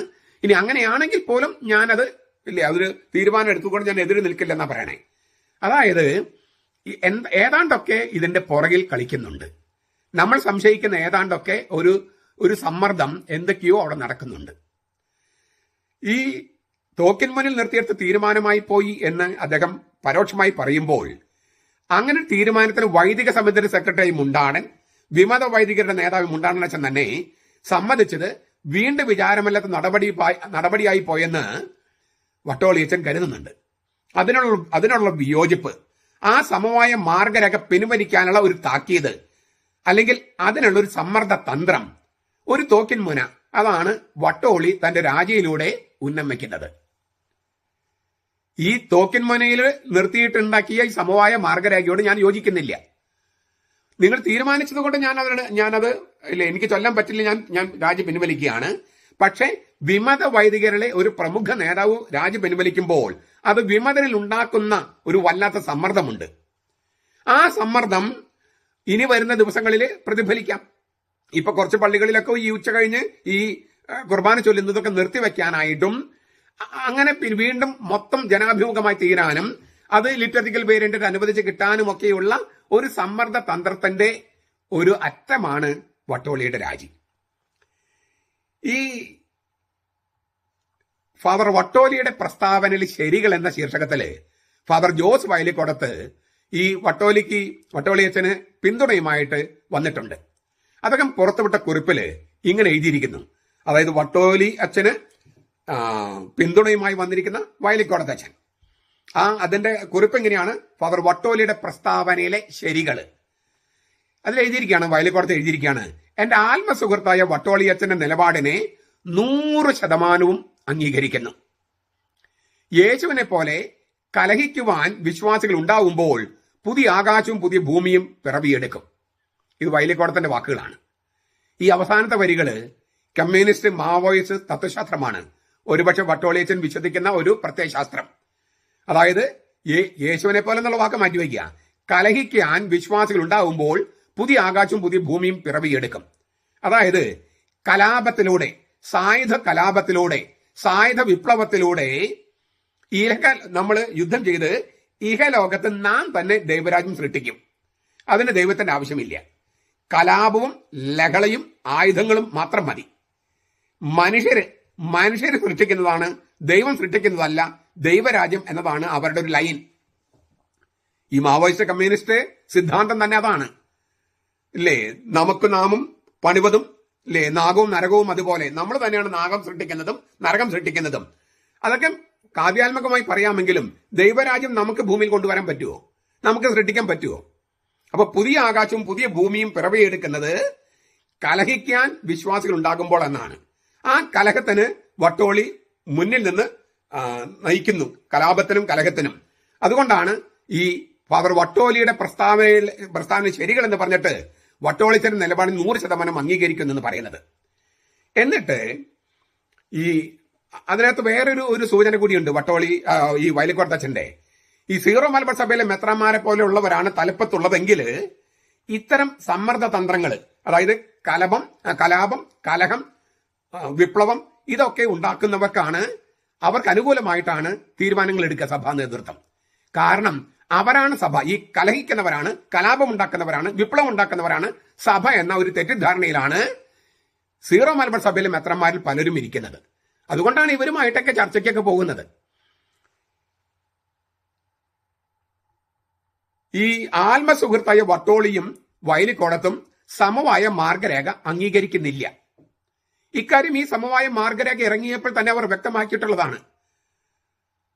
അതുകൊണ്ട് തന്നെ ഈ സമവായ മാർഗരേഖ പിൻവലിക്കാനുള്ള സൂത്രങ്ങളുടെ ആരംഭമാണ് വട്ടോളിയുടെ രാജി. മറുവശത്ത് സത്യവിശ്വാസികളും ഈ സമവായ മാർഗരേഖ അംഗീകരിക്കുന്നില്ല. അതിന് കാരണം വട്ടോളിയും വയലിക്കോടത്തും പറയുന്നതല്ല, കുർബാനയെ സ്ഥിരമായി അവഹേളിക്കാനുള്ള ഒരു ലൈസൻസ് വിമത വൈദികർക്ക് കൊടുക്കുന്ന ഒരു തട്ടിപ്പ് രേഖയാണ് സമവായ മാർഗരേഖ. വൈദികർക്ക് തോന്നിയാൽ തോന്നുന്ന നേരത്ത് തോന്നിയ പോലെ ആ സമയത്ത് ജനങ്ങൾക്ക് പങ്കെടുക്കാൻ പറ്റാത്ത സമയത്ത് കർത്താവിനെ അവഹേളിച്ചുകൊണ്ട് ഒരു കുർബാന അർപ്പിക്കാനുള്ള ഒരു ലൈസൻസ് കൊടുക്കുകയാണ് ഈ സമവായ മാർഗരേഖ. അതിന് കൂട്ടുനിന്ന തട്ടിൽ പിതാവും പാമ്പ്ലാനി പിതാവും വാസ്തവത്തിൽ മാപ്പ് അർഹിക്കുന്നില്ല. അത് കർത്താവ് കൊടുക്കട്ടെ, നമുക്ക് കൊടുക്കാൻ കഴിയില്ല. ചുരുക്കത്തില് ഈ സമവായ മാർഗരേഖ വിമത വൈദികരില് ഒരു വലിയ ശതമാനത്തിനും താല്പര്യമില്ല, സത്യവിശ്വാസത്തിൽ ഒട്ടും താല്പര്യമില്ല. അപ്പൊ ഇതൊരു തോക്കിൻ മുനയിൽ തന്നെ ഉണ്ടാക്കിയതാണ്. അതിന്റെ ഗൂഢ ലക്ഷ്യങ്ങളൊക്കെ സാവകാശം പുറത്തു വരും, അല്ലെങ്കിൽ നമുക്കറിയാം, കുറെ പേർക്കൊക്കെ അറിയാം. ഇനി ഈ പറഞ്ഞതിനേക്കാളൊക്കെ അപ്പുറത്ത് വട്ടോളിയും വയലിക്കോടത്തും പറയുന്ന പ്രത്യയശാസ്ത്രത്തില് വലിയ അപകടങ്ങൾ ഒളിഞ്ഞിരിപ്പുണ്ട്. ഈ വയലിക്കോടത്തിന്റെ കുറിപ്പിൽ ആദ്യത്തെ വാചകം ഇങ്ങനെയാണ്. വട്ടോളിയച്ചന് പിന്തുണയുമായിട്ട് വന്ന അതിൽ ആദ്യത്തെ വരികൾ നമ്മൾ വളരെ ഗൗരവത്തോടെ കാണേണ്ട സംഗതിയാണ്. ജനാഭിമുഖ അർപ്പണ രീതി സാധുവാണെങ്കിലും നിയമാനുസൃതമല്ല. ജനാഭിമുഖ കുർബാന സാധുവാണെങ്കിലും നിയമാനുസൃതമല്ല. വിശുദ്ധ കുർബാന ഉൾപ്പെടെ കൂദാശകൾ പരികർമ്മം ചെയ്യുമ്പോൾ സാധുത തീരുമാനിക്കപ്പെടുന്നത് കർമ്മരൂപത്തെയും ഫോം, കർമ്മസാധനത്തെയും മാറ്റർ വിലയിരുത്തിയാണ്, സിനഡിന്റെ തീരുമാനത്തെ കേന്ദ്രീകരിച്ചല്ല. വളരെ അപകടം പിടിച്ച ഒരു വാചകമാണിത്. നിങ്ങൾ വളരെ ഇതിനകത്തൊരു കെണിയുണ്ട്. അതുകൊണ്ടാണ് ഞാനിത് വളരെ വിശദമായിട്ട് തന്നെ ചർച്ച ചെയ്യണം എന്ന് വിചാരിച്ചത്. അതിനു മുമ്പ് ഒരു കാര്യം പറയട്ടെ. ജനാഭിമുഖ കുർബാന സാധുവാണെങ്കിലും നിയമാനുസൃതമല്ല എന്ന് വയലിക്കോടത്ത് അംഗീകരിച്ചിരിക്കുന്നു. ജനാഭിമുഖ കുർബാന സാധുവാണെങ്കിലും നിയമാനുസൃതമല്ല, അദ്ദേഹത്തിന്റെ വാചകമാണത്. അത് വയലിക്കോടത്ത് അംഗീകരിച്ചതിന് ഒത്തിരി നന്ദിയുണ്ട്. പക്ഷെ അത് അംഗീകരിച്ചതിന്റെ പുറകിലുള്ള ഈ പ്രത്യയശാസ്ത്രം അത് അപകടമാണ്. അതിലേക്ക് ഞാൻ വരാം. അദ്ദേഹം പറയാണ്, വിശുദ്ധ കുർബാന ഉൾപ്പെടെ കൂദാശകൾ പരികർമ്മം ചെയ്യുമ്പോൾ സാധുത തീരുമാനിക്കപ്പെടുന്നത് കർമ്മരൂപത്തെയും ഫോം, കർമ്മസാധനത്തെയും മാറ്റർ വിലയിരുത്തിയാണ്. ഞാൻ കർമ്മസാധനം, മാറ്റർ ആൻഡ് ഫോം നല്ല വാക്കുകളാണ് ഇംഗ്ലീഷില്. കർമ്മസാധനം എന്ന് ഞാൻ അതിനേക്കാളും കർമ്മത്തിൽ ഉള്ളടക്കം, അല്ലെങ്കിൽ കർമ്മകാര്യം, അല്ലെങ്കിൽ കർമ്മസത്ത, കർമ്മസാരം എന്നൊക്കെയാണ് ഞാൻ ഉപയോഗിക്കുക. മാറ്റർ എന്നതിന് കർമ്മത്തിന്റെ ഉള്ളടക്കം, അല്ലെങ്കിൽ കർമ്മകാര്യം, കർമ്മസത്ത, കർമ്മസാരം എന്നൊക്കെയാണ് ഞാൻ ഉപയോഗിക്കുക. അദ്ദേഹം ഉപയോഗിച്ചിട്ട് കർമ്മസാധനം എന്നാണ്. അതാ മാറ്റർ എന്ന് പറഞ്ഞാൽ ഈ വസ്തു, ഉപയോഗിക്കുന്ന വസ്തു എന്ന അർത്ഥത്തിലാണ്. അത് മാത്രമല്ല, അതായത് ഉള്ളടക്കം എന്ന് പറഞ്ഞാൽ വരപ്രസാദം ചൊരിയുന്നുണ്ടെങ്കിലാണ് കൂദാശിയാവൂ. എന്താണ് വരപ്രസാദം എന്ന് പറഞ്ഞാൽ? അത് ദൈവിക ജീവനാണ്. അതായത് ദൈവത്തിന്റെ തന്നെ ജീവൻ പരിശുദ്ധാത്മാവിനെ ചൊരിയുന്നു. ദൈവം ജീവിക്കുന്ന ഏത് ജീവൻ കൊണ്ടാണോ ആ ജീവൻ ആ ജീവനാണ് വരപ്രസാദം എന്ന് പറയുക. അത് ചൊരിയുന്നുണ്ടോ ഇല്ലയോ? ചൊരിയുന്നെങ്കിൽ മാത്രമാണ് കൂദാശിയാകൂ. അപ്പൊ കൂദാശിയുടെ ഉള്ളടക്കം എന്ന് പറയുന്നത് വരപ്രസാദമാണ്, ദൈവിക ജീവനാണ്. അങ്ങനെ ചൊരിയണമെങ്കിൽ, വരപ്രസാദം ചൊരിയപ്പെടണമെങ്കിൽ, ദൈവിക ജീവൻ ചൊരിയപ്പെടണമെങ്കിൽ, അതായത് പരിശുദ്ധാത്മാവിനെ ചൊരിയണമെങ്കിൽ സഭ നിർദ്ദേശിക്കുന്ന രീതിയിൽ അത് അനുഷ്ഠിക്കണം. അതാണ് കർമ്മരൂപം. ഉള്ളടക്കം വരപ്രസാദം അല്ലെങ്കിൽ ദൈവിക ജീവൻ. അത് ചൊരിയപ്പെടണമെങ്കിൽ സഭ നിശ്ചയിക്കുന്ന ഒരു രൂപമുണ്ട്, ഫോം, കർമ്മ രൂപം. ഇതാണ് പറയണേ. ഇത് എന്നിട്ട് അദ്ദേഹം പറയാണ്, വയലിക്കോടത്ത് പറയാണ്, കർമ്മരൂപവും കർമ്മസാധനവും സിനഡിന്റെ തീരുമാനത്തെ കേന്ദ്രീകരിച്ചല്ല നിലകൊള്ളുന്നത്. കത്തോലിക്ക സഭയോടും മാർപ്പാപ്പയോടുമുള്ള പരസ്യമായ വെല്ലുവിളിയാണത്. കർമ്മരൂപവും കർമ്മസാധനവും സിനഡിന്റെ തീരുമാനത്തെ കേന്ദ്രീകരിച്ചല്ല നിലകൊള്ളുന്നതെന്നാണ് വയലിക്കോടത്ത് പറയുന്നത്. വട്ടോളിയ തന്നെ പറയുന്നു. ഇതേ വാക്കുകളാണ് പ്രോട്ടസ്റ്റന്റ് സഭയുടെ സ്ഥാപകനായ മാർട്ടിൻ ലൂഥർ പറഞ്ഞത്. അതിനെതിരെയാണ് ട്രെന്റ് സൂനോദോസ് വിളിച്ചു കൂട്ടിയത്. മനസ്സിലാകുന്നുണ്ടോ? ട്രെന്റ് സൂനോദോസിൽ തീരുമാനങ്ങളുടെ വെളിച്ചത്തിലാണ് 1917 ലത്തീൻ കാനൺ ലോ നിലവിൽ വന്നത്. ട്രെന്റ് സൂനോദോസിലെ കാര്യങ്ങൾ അടക്കം കോട്ട് ചെയ്തിട്ടുണ്ട്. അത് പരിഷ്കരിച്ചിട്ടാണ് 1983 ലത്തീൻ കാനൺ ലോ നിലവിൽ വന്നത്. അതിന് പിന്നാലെയാണ് പൗരസ്ത്യ കാനൺ ലോ പിന്നാലെ വന്നത്. അപ്പോൾ ഇതിങ്ങനെ തുടർച്ചയുണ്ട്. ജെറൂസലം സൂനോദോസ്, അതിനുമുമ്പ് കർത്താവ് ശോമിച്ചിക, അവിടെ നിന്നുള്ള ഒരു തുടർച്ചയിലാണ് ഈ സഭയുടെ നിയമം, അതായത് തിരുവചനങ്ങളുടെ വെളിച്ചത്തിലും വിശുദ്ധ പാരമ്പര്യങ്ങളുടെ വെളിച്ചത്തിലുമാണ് കാനൺ നിയമം ഉണ്ടായിരിക്കുന്നത്. അതുകൊണ്ട് കാനൺ നിയമം എവിടുന്ന് പൊട്ടിവീണതല്ല. തിരുവചനങ്ങളിൽ ഇല്ലേ നിഗൂഢമായിരിക്കുന്നത് നമ്മൾ വെളിച്ചത്ത് കൊണ്ടുവന്നിരിക്കുന്നു. അതാണ് കാനൺ നിയമം. അപ്പോൾ ഈ പ്രോട്ടസ്റ്റന്റുകാരിലെ മാർട്ടിൻ ലൂഥർ എന്താ പറഞ്ഞത്? കർമ്മരൂപവും കർമ്മസാധനവും മാർപ്പാപ്പയോ മെത്രാന്മാരോ സഭയോ തീരുമാനിക്കുന്നത് അനുസരിച്ചല്ല. അതാണ് ഈ പ്രോട്ടസ്റ്റന്റ് ദൈവശാസ്ത്രം. ക്രിസ്തുവിൽ നിന്ന് വരുന്ന വിശുദ്ധ പാരമ്പര്യത്തിന്റെ, ദൈവിക പാരമ്പര്യത്തിന്റെ തുടർച്ച. ആ തുടർച്ചയിലാണ് കത്തോലിക്ക സഭയുടെ ശ്ലൈഹിക പിന്തുടർച്ചയും കൗദാശ പിന്തുടർച്ചയും പരമാധികാരമൊക്കെ ഇരിക്കുന്നത്. കത്തോലിക്ക സഭയില് പരിശുദ്ധ റൂഹായുടെ പ്രവർത്തനം ഉണ്ട് എന്ന് വിശ്വസിച്ചാലേ കൂതാശയാകൂ. വയലിക്കോടത്തും വട്ടോളിയും ഉൾപ്പെടെ സകല വിമത വൈദികരും പിന്തുടരുന്നത് പ്രോട്ടസ്റ്റന്റ് ദൈവശാസ്ത്രമാണ്. അതായത് മാർപ്പാപ്പയോ മെത്രാമാരോ മെത്രൻ സിനഡോ തീരുമാനിക്കുന്നതല്ല കർമ്മരൂപവും കർമ്മസാധനവും. പിന്നെ ആരാ? എറണാകുളത്തെ അൽമായ മുന്നേറ്റക്കാര് ഒരുമിച്ചിരുന്ന് ആലോചിച്ച് തീരുമാനിച്ചുണ്ടാക്കും. എറണാകുളത്തെ കാര്യം എറണാകുളംകാർ തീരുമാനിക്കും ഇവർ എപ്പോഴും പറയുന്നില്ലേ ക്യാപ്സുള്. അതാണ് ജനാധിപത്യ രീതിയിൽ ഒരു തെരഞ്ഞെടുപ്പ് നടത്തിയിട്ടാണ് കർമ്മരൂപവും കർമ്മസാധനവും ഉണ്ടാക്കാമെന്ന് പറയണേ. അപ്പോ ഓം ഉപയോഗിക്കണോ, ഈ മാവേലിയെ അകത്ത് കയറ്റി അൾത്താറിൽ കയറ്റണോ, അത് ഞങ്ങളെ വൈദിക സമിതി സെക്രട്ടറി തീരുമാനിക്കും. ഞങ്ങൾ അതിന് അനുവാദം കൊടുത്താൽ മതി.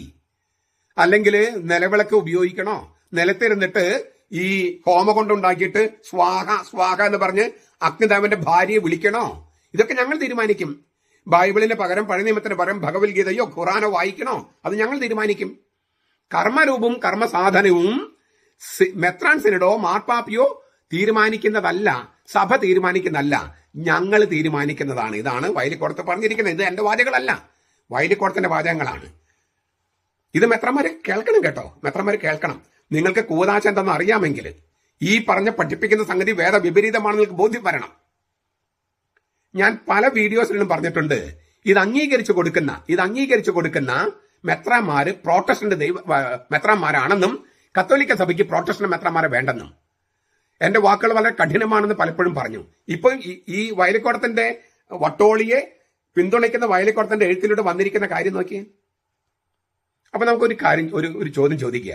ഒരു കൂതാശ സാധുവാണോ എന്ന് നിശ്ചയിക്കുന്നത് ആരാണ്? അതായത് ആ കൂതാശയിൽ, ആ പരിശുദ്ധ പ്രവൃത്തിയിൽ പരിശുദ്ധ റൂഹ ചൊരിയപ്പെടുന്നുണ്ടോ, ദൈവിക ജീവൻ ചൊരിയപ്പെടുന്നുണ്ടോ, വരപ്രസാദം നൽകപ്പെടുന്നുണ്ടോ എന്ന് നിശ്ചയിക്കുന്നത് ആരാണ്? ഈ കർമ്മരൂപവും കർമ്മസാധനവും ശരിയാകണം, മാറ്റർ ആൻഡ് ഫോം.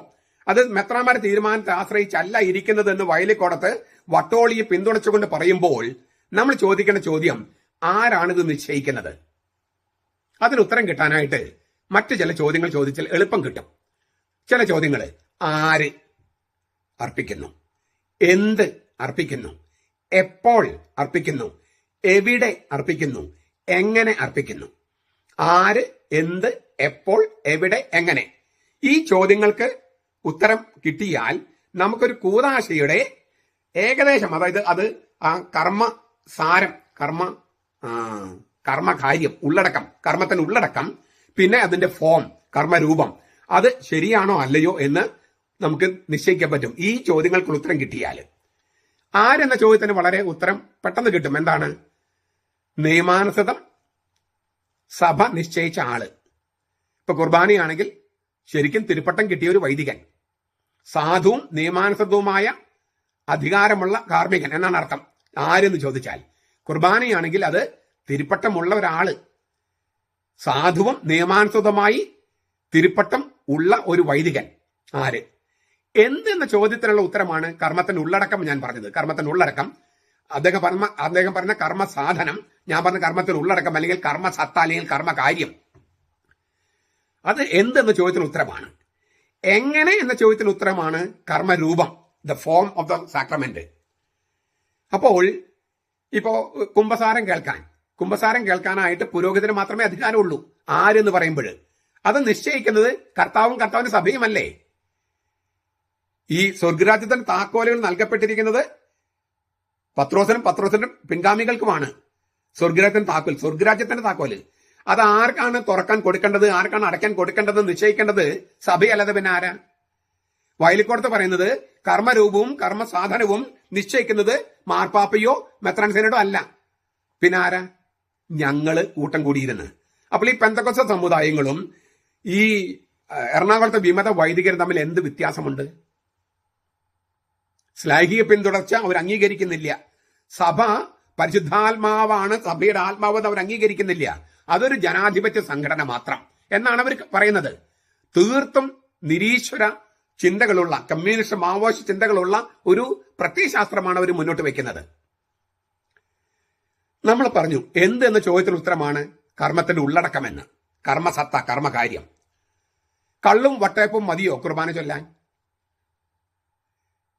കർത്താവ് ഈശോ മിശിഹ കേരളത്തിൽ ജനിച്ചിരുന്നെങ്കിൽ കള്ളും വട്ടയപ്പും ഉപയോഗിക്കുമായിരുന്നു എന്ന് പറഞ്ഞിട്ട് കള്ളും വട്ടയപ്പും ഉപയോഗിച്ചാൽ മതിയോ? പോരാ. എന്തേ? കർത്താവാണ് ഈ കൂദാശ സ്ഥാപിച്ചത്. അവൻ ഉപയോഗിച്ചത് അപ്പവും വീഞ്ഞുമാണ്. അത് ആരാണ് നിശ്ചയിക്കുന്നത്? സഭയാണ്. തീർച്ചയായും സഭ അങ്ങനെ വെറുതെ തീരുമാനിക്കുകയല്ല. ക്രിസ്തുവിൽ നിന്ന് സ്ലീഹന്മാരിലൂടെ പകർന്നു കിട്ടിയ തിരുവചനത്തിന്റെ വെളിച്ചത്തിലാണ് സഭ തീരുമാനിക്കുന്നത്. അപ്പൊ ക്രിസ്തുവാണ് തീരുമാനിക്കുന്നത്. അവനവന്റെ പരിശുദ്ധ റൂഹായെ സഭയിൽ നിക്ഷേപിച്ചിരിക്കുന്നു. അപ്പൊ പരിശുദ്ധാത്മാവിന്റെ തുണയില്, പരിശുദ്ധാത്മാവിന്റെ പ്രചോദനത്തിൽ ക്രിസ്തു നൽകിയ വചനങ്ങളെ ധ്യാനിച്ചിട്ടാണ് സഭ ഓരോ കൂദാശികളുടെയും ഈ കർമ്മകാര്യം, കർമ്മസത്ത, കർമ്മത്തിന്റെ ഉള്ളടക്കം, അദ്ദേഹത്തിന്റെ ഭാഷയിൽ കർമ്മസാധനം നിശ്ചയിക്കുന്നത്. ക്രിസ്തുവിൽ നിന്ന് സ്ലീഹന്മാരിലൂടെ പകർന്നു കിട്ടിയ തിരുവചനത്തിന്റെയും വിശുദ്ധ പാരമ്പര്യത്തിന്റെയും വെളിച്ചത്തില് അത് മാറ്റാൻ മാർപ്പാപ്പയ്ക്ക് പോലും അധികാരമില്ല. കാരണം ക്രിസ്തുവിൽ നിന്ന് കിട്ടിയതാണ്, സ്ലീഹന്മാരിൽ പകർന്നു തന്നതാണ്. അപ്പോൾ സ്വർഗരാജ്യത്തിന്റെ താക്കോലിൽ കൈവശമുള്ള മാർപ്പാപ്പയ്ക്ക് പോലും ഇത് മാറ്റാൻ കഴിയില്ല. കാരണം കർത്താവാണ് ഈ സ്വർഗരാജ്യത്തിന്റെ താക്കോല് കൊടുത്തത്. കർത്താവ് പറഞ്ഞതിൽ നിന്ന് വ്യത്യസ്തമായിട്ടൊരു കാര്യം ചെയ്യാൻ മാർപ്പാപ്പയ്ക്ക് അധികാരമില്ല. ഇതിന്റെ ഗൗരവം മനസ്സിലാക്കാൻ പാറേക്കട്ടിൽ പിതാവ്, ഇവര് വലിയ ആരാധ്യ പുരുഷനെ കൊണ്ട് നടക്കുന്ന കർദിനൽ പാറേക്കട്ടിൽ പറയുന്ന ഒരു കാര്യം ഞാൻ നിങ്ങളുടെ മുമ്പിൽ അവതരിപ്പിക്കുക. ഈ സീറോ മലബാർ സഭയുടെ പുനരുദ്ധരിക്കപ്പെട്ട കുർബാനക്രമം നടപ്പിലാക്കുന്നത് സംബന്ധിച്ച് വൈദിക മേലധ്യക്ഷന്റെ സംയുക്ത ഇടയലേഖനം 1962 ജൂൺ 18 പ്രസിദ്ധപ്പെടുത്തിയ ഇടയലേഖനത്തില് എറണാകുളം മെത്രാപ്പൊലീത്ത ജോസഫ് പാറേക്കാട്ടില്, ചങ്ങനാശ്ശേരി മെത്രാപ്പൊലീത്ത മാത്യു കാവിക്കാട്ട്, തൃശൂർ മെത്രൻ ജോർജ് ആലപ്പാട്ട്, കോട്ടയം മെത്രൻ തോമസ് തറയില്, പാലാ മെത്രൻ സെബാസ്റ്റ്യൻ വയലിൽ, തലശ്ശേരി മെത്രൻ സെബാസ്റ്റ്യൻ വള്ളോപ്പള്ളി, കോതമംഗലം മെത്രാൻ മാത്യു പോത്തനാമൊഴി എന്നിവർ ഒപ്പുവെച്ചിരിക്കുന്ന സംയുക്ത ഇടയലേഖനത്തില് 7ാമത്തെ നിർദ്ദേശം 3 ഞാൻ ആ ഇടയലേഖനത്തിന്റെ 1ാം ഭാഗം ഞാൻ അങ്ങനെ തന്നെ 3 പ്രാവശ്യം അവതരിപ്പിച്ചിട്ടുണ്ട്. അതിൽ 7ാമത്തെ നിർദ്ദേശം 3 പറയാണ്, പുനരുദ്ധരിക്കപ്പെട്ട കുർബാനക്രമം അനുസരിച്ച് ബഹുമാന വൈദികർ അറിഞ്ഞിരിക്കേണ്ട ചില കാര്യങ്ങൾ എന്ന് പറഞ്ഞിട്ട് അതിൽ 7ാമത്തെ വകുപ്പിൽ 3, കൽദായ സുറിയാനി റീത്ത് അനുസരിച്ച് പുളിച്ച അപ്പമാണ് ഉപയോഗിക്കുന്നതെങ്കിലും ഇപ്പോഴത്തെ രീതി അനുസരിച്ച് പുളിക്കാത്ത അപ്പം തുടർന്ന് ഉപയോഗിക്കാവുന്നതാണ്. പാറേക്കാട്ടിൽ പിതാവ് എഴുതിയിരിക്കുന്ന വചനാണ്. വിമതരെ, മുന്നേറ്റക്കാരെ, ഈ ഷൈജു, നിങ്ങൾ കേൾക്കുക. കൽദായ സുറിയാനി റീത്ത് അനുസരിച്ച്, അതായത് സീറോ മലബാർ കൽദായ സുറിയാനി റീത്താണ്. കൽദായ സുറിയാനി റീത്ത് അനുസരിച്ച് പുളിപ്പുള്ള അപ്പമാണ് ഉപയോഗിക്കുന്നതെങ്കിലും ഇപ്പോഴത്തെ രീതി അനുസരിച്ച് പുളിക്കാത്ത അപ്പം തുടർന്ന് ഉപയോഗിക്കാം. ശരിക്കും ഉപയോഗിച്ചിരുന്നത് പുളിപ്പിച്ച അപ്പമാണ്, പുളിപ്പുള്ള അപ്പം. കാരണം എന്താണ്? ദൈവരാജ്യം എന്ന് പറയുന്നത് ഒരു സ്ത്രീ 3 ഇടങ്ങഴി മാവ് പുളിക്കുമ്പോളം ചേർത്ത പുളിപ്പിന് സദൃശമാണ്. ദൈവരാജ്യം എന്ന് പറഞ്ഞാൽ യേശുക്രിസ്തുവാണ്, ഓട്ടോ ബസിലയ്യ, അവൻ തന്നെയാണ് ദൈവരാജ്യം. ആ സ്ത്രീ എന്ന് പറയുന്നത് മറിയമാണ്. മറിയം ഈ പ്രപഞ്ചത്തെ പുളിപ്പിക്കാനായിട്ട്, ഈ മാവ് എന്ന് പറഞ്ഞ പ്രപഞ്ചത്തെ പുളിപ്പിക്കാനായിട്ട് ചേർത്ത പുളിപ്പ്, ചെറുത്തോളം പുളിപ്പ്, അതാണ് യേശുക്രിസ്തു. ഈ പാരമ്പര്യം പിന്തുടർന്നുകൊണ്ട്, തിരുവചനം പിന്തുടർന്നുകൊണ്ട് പൗരസ്ത്യ സഭകളിൽ പുളിപ്പുള്ള അപ്പമാണ് ഉപയോഗിക്കുന്നത്. കൽദായ സുറിയാനി റീത്ത് അനുസരിച്ച് പുളിപ്പുള്ള അപ്പമാണ് ഉപയോഗിക്കുന്നത്. എന്നാൽ കുറെ നാളുകളായിട്ട് നമ്മൾ ഉപയോഗിച്ചു വരുന്നത് പുളിപ്പില്ലാത്ത അപ്പമാണ്. ആ രീതി തുടരാം. അപ്പൊ പാറക്കട്ടിൽ പിതാവ് അംഗീകരിച്ചിരിക്കുകയാണ് നമ്മൾ കൽദായ സുറിയാനി റീത്ത് ആണെന്നും അത് പുളിപ്പുള്ള അപ്പമാണ് ഉപയോഗിച്ചിരുന്നതും പാറക്കട്ടിൽ പിതാവ് സമ്മതിച്ചിരിക്കുന്നു, ഒപ്പുവെച്ചിരിക്കുന്നു. എങ്കിലും മെത്രാന്മാര് തീരുമാനിച്ചിരിക്കുന്നു പുളിപ്പില്ലാത്ത അപ്പം ഉപയോഗിക്കാം. ആരാണ് തീരുമാനിച്ചത്? മെത്രാന്മാര്. വയലിക്കോട്ടും വട്ടോളി എന്താ പറയുന്നത്? കർമ്മരൂപവും കർമ്മസാധനവും മെത്രാൻ സിനഡോ മെത്രാന്മാരോ അല്ല നിശ്ചയിക്കുന്നതെന്നാണ് വയലിക്കോടത്ത് പറഞ്ഞത്. അപ്പൊ പാറക്കട്ടിൽ പിതാവ് പറഞ്ഞതിനെ ഖണ്ഡിക്കുകയാണ് വയലിക്കോടത്തും വട്ടോളി. നിർദ്ദേശം 2, ഈ പാറക്കാട്ടിലും മറ്റും 6 മെത്രാന്മാരും മെത്രാപ്പൊലിത്തന്മാരൊക്കെ ഒപ്പുവെച്ച ആ നിർദ്ദേശത്തിൽ 2, അതായത് പുനരുദ്ധരിക്കപ്പെട്ട കുർബാനക്രമം അനുസരിച്ച് ബഹുമാനപ്പെട്ട വൈദ്യർ അറിഞ്ഞിരിക്കേണ്ട ചില കാര്യങ്ങൾ എന്ന് പറഞ്ഞിട്ട് 1962 ജൂൺ 18 കർദിനാൾ പാറേക്കാട്ടില് നൽകിയ നിർദ്ദേശം 2. പുതിയ ക്രമത്തിൽ കുർബാന ചൊല്ലാൻ ആഗ്രഹിക്കുന്നവർ അതിന് ക്രമങ്ങൾ ശരിയായി പഠിക്കുകയും ചൊല്ലാൻ തുടങ്ങുന്നതിന് മുമ്പ് സ്വന്തം വൈദിക മേലധ്യക്ഷന്റെ അനുമതി വാങ്ങിയിരിക്കുകയും വേണം. അത് ആചാരങ്ങളെല്ലാം അനുഷ്ഠിക്കാനായിട്ട് കൃത്യമായിട്ട് അറിയാമെന്ന് വൈദിക മേലധ്യക്ഷൻ തീരുമാനിക്കും. അപ്പൊ മെത്രാൻ സിനഡ് അല്ല തീരുമാനിക്കണമെന്ന് വയലിക്കോടത്ത് പറഞ്ഞാൽ ശരിയാകുമോ? പാറേക്കാട്ടിൽ മറിച്ച പറയണേ. ആ നിർദ്ദേശത്തിൽ 6, കേരള സുറിയാനി സഭാ മേലധ്യക്ഷ സംഘത്തിന്റെ പ്രത്യേക അനുമതി കൂടാതെ തക്സയിലുള്ള പ്രാർത്ഥനകളെ പരിഭാഷയ്ക്ക് യാതൊരു മാറ്റം വരുത്താൻ പാടില്ലാത്തതാണ്. പരിഭാഷ പോലും മാറ്റാൻ പാടില്ല, പ്രാർത്ഥനകൾ മാറ്റാൻ പാടില്ല. ഇത് പാറേക്കാട്ടിലും മറ്റു മെത്രാന്മാരും ഒപ്പുവെച്ച രേഖയാണ് ഞാൻ പറയണേ. നിങ്ങൾക്ക് ആർക്കെങ്കിലും വേണമെങ്കിൽ രേഖയുടെ കോപ്പി ഞാൻ തരാം. ചോദിച്ചവർക്കൊക്കെ ഞാൻ അയച്ചു കൊടുത്തിട്ടുണ്ട്. അപ്പോൾ വയലിക്കോടത്തും വട്ടോളിയും പറയുന്നത് പോലെ കർമ്മരൂപവും കർമ്മസാധനവും മെത്രാൻ സിനഡ് അല്ല തീരുമാനിക്കുന്നത്, മെത്രാന്മാരല്ല തീരുമാനിക്കുന്നത്, സഭയല്ല തീരുമാനിക്കുന്നത്, മാർപ്പാപ്പയല്ല തീരുമാനിക്കുന്നത് പറഞ്ഞാൽ ശരിയാകുമോ? അവര് തന്നെ മഹാനെന്ന് കണക്കാക്കുന്ന കർദിനാൾ പാറേക്കാട്ടിലിന്റെ രേഖയാണ് ഞാൻ നിങ്ങളുടെ മുമ്പിൽ ഹാജരാക്കണേ. നോക്കൂ, ഇതെല്ലാം ആരാ നിശ്ചയിക്കുന്നത്? സഭയിലെ മെത്രാന്മാര്. ഈ കർദിനാൾ പാറേക്കാട്ടിലാണ് ഇത് എഴുതിയതെന്ന് വട്ടോളിയും വയലിക്കോടത്തിനും അറിയിക്കാൻ ആഗ്രഹിക്കുന്നു. എന്നാൽ വയലിയും വട്ടോളിയും പറയുന്നത് ജനാധിപത്യത്തിൽ തെരഞ്ഞെടുപ്പ് പോലെയാണ്, ഞങ്ങൾ നിശ്ചയിക്കും കർമ്മരൂപവും കർമ്മ സാധനവും എന്നാണ്. Matter and form. ഇനി എന്ത് എന്നുള്ളതിന് ചോദ്യം നമ്മൾ ചോദിച്ചത്. എങ്ങനെ എന്ന ചോദ്യത്തിൽ ഉത്തരമാണ് കർമ്മരൂപം എന്ന് പറഞ്ഞു. പ്രാർത്ഥനകള്, ആചാരങ്ങള്, അവ അനുഷ്ഠിക്കേണ്ട വിധം, ഇവയെല്ലാം ഉൾപ്പെടുന്നതാണ് എങ്ങനെ. ഒരു കർമ്മം വിശുദ്ധ കർമ്മമാകണമെങ്കിൽ അതിനുവേണ്ട പ്രാർത്ഥനകളുണ്ട്, ആചാരങ്ങളുണ്ട്, റിച്വൽസ്. അതെങ്ങനെ അനുഷ്ഠിക്കണം, റൂബ്രിക്സ്. അപ്പോൾ എങ്ങോട്ട് തിരിഞ്ഞു നിൽക്കണം, എവിടേക്കാണ് തിരിയേണ്ടത്, കൈ എത്ര ഉയർത്തണം, കൈ എങ്ങനെ പിടിക്കണം, കുനിഞ്ഞു നിൽക്കണോ, നിവർന്നു നിൽക്കണോ, ഉച്ചസ്വരത്തിൽ ചൊല്ലണോ, സ്വരം കുറച്ച് ചൊല്ലണോ, രഹസ്യ പ്രാർത്ഥന, ഇങ്ങനെ നിരവധി കാര്യങ്ങളുണ്ട് ലിറ്റർജിയിൽ. ഇതെല്ലാം ആ പ്രാർത്ഥനകളും ആചാരങ്ങളും അത് അനുഷ്ഠിക്കേണ്ട വിധവും ഒക്കെ അവിടെ എഴുതിയിട്ടുണ്ട്. അതെല്ലാം ചെയ്താലേ, അതിൽ എഴുതിയിരിക്കുന്ന തരത്തിൽ ചെയ്താലേ, മാറ്റമില്ലാതെ ചെയ്താലേ കർമ്മരൂപമാകൂ. ഇതോടൊപ്പം പറയേണ്ട ഒരു പ്രധാനപ്പെട്ട കാര്യമാണ് ഈ വൈദികന്റെ, പുരോഹിതന്റെ നിയോഗം. ഇന്റന്റ് എന്ന് പറയും. ഇന്റന്റ്. നമുക്കൊരു ഉദാഹരണം നോക്കുക. ഒരു വൈദികന് രാത്രി ഇങ്ങനെ ഉറക്കത്തിൽ ഇറങ്ങി നടക്കുന്ന ഒരു രോഗമുണ്ടെന്ന് കരുതുക. അങ്ങനെ ഉണ്ടല്ലോ, ചില രാത്രി ഇങ്ങനെ ഇറങ്ങി നടക്കും. അപ്പൊ ജനങ്ങള് പാതിര കുർബാന നടക്കുന്ന സമയം വിചാരിക്കുക, അല്ലെങ്കിൽ ഒരു ജാഗരണ പ്രാർത്ഥന, രാത്രി മുഴുവൻ ജാഗരണ പ്രാർത്ഥന നടക്കുക, പള്ളിയിൽ നടക്കാന്ന് വിചാരിക്കുക. ഈ ഉറക്കത്തിൽ ഇറങ്ങി നടക്കുന്ന സ്വഭാവമുള്ള അച്ഛൻ, രോഗമുള്ള അച്ഛൻ ഹന്നാം വെള്ളം എടുത്തുകൊണ്ട് ഇങ്ങനെ തളിച്ചെന്ന് വിചാരിക്കുക. അത് ഒരു കൂതാചാരണകാരനമാകുമോ, ഒരു വെഞ്ചിരിപ്പാകുമോ? അല്ലെങ്കിൽ അദ്ദേഹം ഇങ്ങനെ ഉറക്കത്തിൽ നടന്നിട്ട് ഇങ്ങനെ ഒരു അപ്പം എടുത്തിട്ട് തന്നെ ഇതെന്റെ ശരീരമാണെന്ന് പറഞ്ഞാൽ കുർബാനയാകുമോ? ആകില്ല. എന്തുകൊണ്ട്? സഭയുടെ പ്രാർത്ഥനയോട് സർവാത്മന വൈദികൻ ചേർന്നാലേ അത് സാധുവാകൂ. സഭയുടെ പ്രാർത്ഥനയോട് കർത്താവ് ഈശോമിശിഹ സഭയിൽ ഏൽപ്പിച്ച ഒരു പ്രാർത്ഥനയുണ്ട്. ആ പ്രാർത്ഥനയോട് സർവാത്മന, ഇതാണ് നിയോഗം എന്ന് പറയുന്നത്, സർവാത്മന വൈദികൻ ചേർന്നാലേ അത് സാധുവാകൂ. ഈ സമവായ മാർഗരേഖ അനുസരിച്ച് ഉച്ചയ്ക്ക് കുർബാന ചൊല്ലുന്ന വൈദികർക്ക് ഇങ്ങനെയൊരു ശുദ്ധ നിയോഗം, സഭയുടെ പ്രാർത്ഥനയോട് സർവാത്മന ചേരാനുള്ള നിയോഗമുണ്ടോ? ക്രിസ്തു സഭയിൽ നിക്ഷേപിച്ചിരിക്കുന്ന പ്രാർത്ഥനയോട് സർവാത്മന ചേർന്നിട്ടാണോ അവർ കുർബാന അർപ്പിക്കുന്നത്? അല്ലെങ്കിൽ അത് സാധുവാണോ?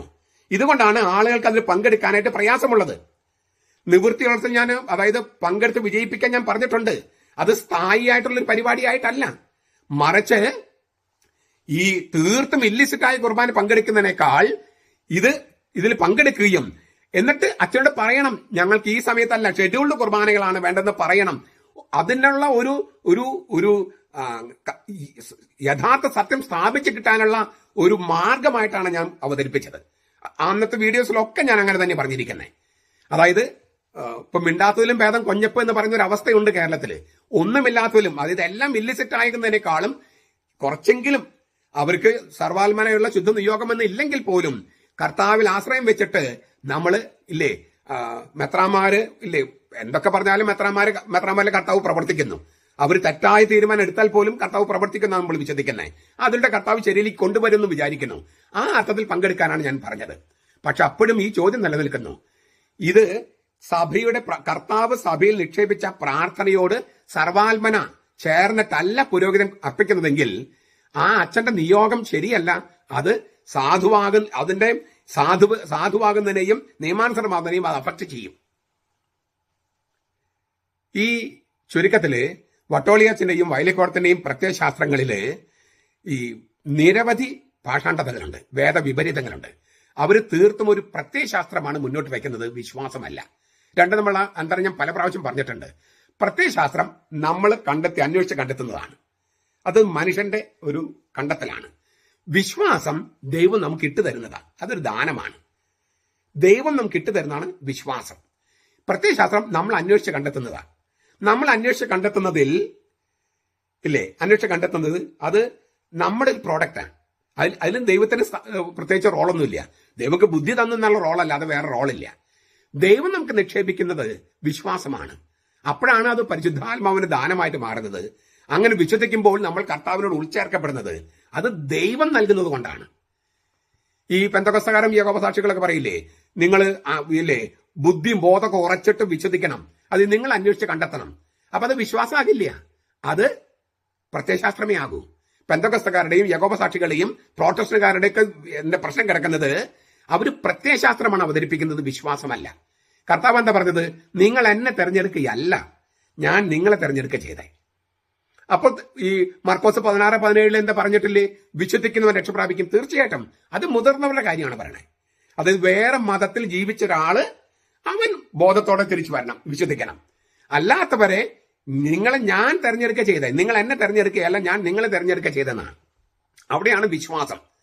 അപ്പോൾ ചുരുക്കത്തില് ഈ വട്ടോളിയും വയലിക്കോടത്തും ഒരുപാട് പാഷാണ്ഡതകളാണ് പ്രചരിപ്പിക്കുന്നത്, പ്രത്യയശാസ്ത്രമാണ് പ്രചരിപ്പിക്കുന്നത്. സഭ അവർക്കൊരു ജനാധിപത്യ സംവിധാനം മാത്രമാണ്, അല്ലാതെ പരിശുദ്ധ റൂഹ ആത്മാവായിട്ടുള്ള ഒരു ആത്മീയ പ്രസ്ഥാനമായിട്ട് അവർ കരുതുന്നില്ല. ഇതുകൊണ്ടാണ് എറണാകുളത്തെ കാര്യം എറണാകുളംകാർ തീരുമാനിക്കും, ഞങ്ങളുടെ കാര്യം ഞങ്ങൾ തീരുമാനിക്കും, മെത്രമാർ വേണ്ട, മാർപ്പാപ്പ വേണ്ട എന്നൊക്കെ അവർ പറഞ്ഞ് പഠിപ്പിക്കുന്നത്. വളരെ വലിയ പാഷാണ്ഡത മാത്രമല്ല ശീഷ്മയുമാണ് അവർ പഠിപ്പിക്കുന്നത്. അതിന്റെ വിശദാംശങ്ങൾ, കൂടുതൽ വിശദാംശങ്ങൾ നമുക്ക് നാളെ തൊട്ടുള്ള ക്ലാസ്സുകളിൽ പിന്നെയും കാണാം, കേൾക്കാം. നിങ്ങൾ സത്യവിശ്വാസികള് ഞാൻ ഈ പറയുന്ന കാര്യങ്ങൾ നിങ്ങൾക്ക് ബോധ്യം വരുന്നുണ്ടെന്ന് ഞാൻ വിചാരിക്കുന്നത്. ഇത് പരമാവധി ആളുകൾക്ക് എത്തണം. കാരണം സത്യവിശ്വാസം എന്തെന്ന് പഠിക്കാൻ നമുക്ക് ഇവരുടെ പാഷാണ്ഡത ഒരു നിമിത്തമാകുകയാണ്.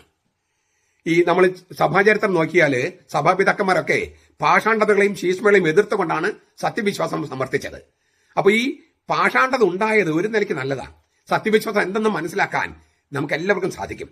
അതിനാൽ ഞാൻ ഈ പറഞ്ഞ സത്യവിശ്വാസമാണ് ഞാൻ പറയണമെന്ന് നിങ്ങൾക്ക് ബോധ്യമാകുമെന്ന് ഞാൻ വിചാരിക്കുന്നു. ഈ സത്യവിശ്വാസം പരമാവധി ആളുകൾക്ക് എത്തിക്കാനായിട്ട് നിങ്ങൾ വീഡിയോ അയച്ചു കൊടുക്കുക, ചർച്ച ചെയ്യുക. അങ്ങനെ സഭയുടെ സുവിശേഷ പ്രേക്ഷിത പ്രവർത്തനത്തില് നിങ്ങൾ ഓരോരുത്തരും പങ്കുചേരുക എന്ന് ഞാൻ ആഹ്വാനം ചെയ്യാൻ അപേക്ഷിക്കുകയാണ്.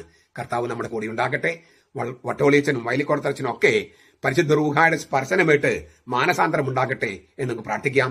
അവരെ പ്രത്യയശാസ്ത്രങ്ങൾ ഉപേക്ഷിച്ച് ഈ ജനാധിപത്യം എന്ന് പറയുന്ന ഒരു ഈഹലോക സംവിധാനത്തിൽ മാത്രം വിശ്വസിക്കാതെ ഒരു ദൈവിക സംവിധാനത്തിൽ വിശ്വസിക്കുന്ന അവസ്ഥയിലേക്ക് വരാനായിട്ട് അവർക്ക് വേണ്ടിയും നമുക്ക് പ്രാർത്ഥിക്കാം.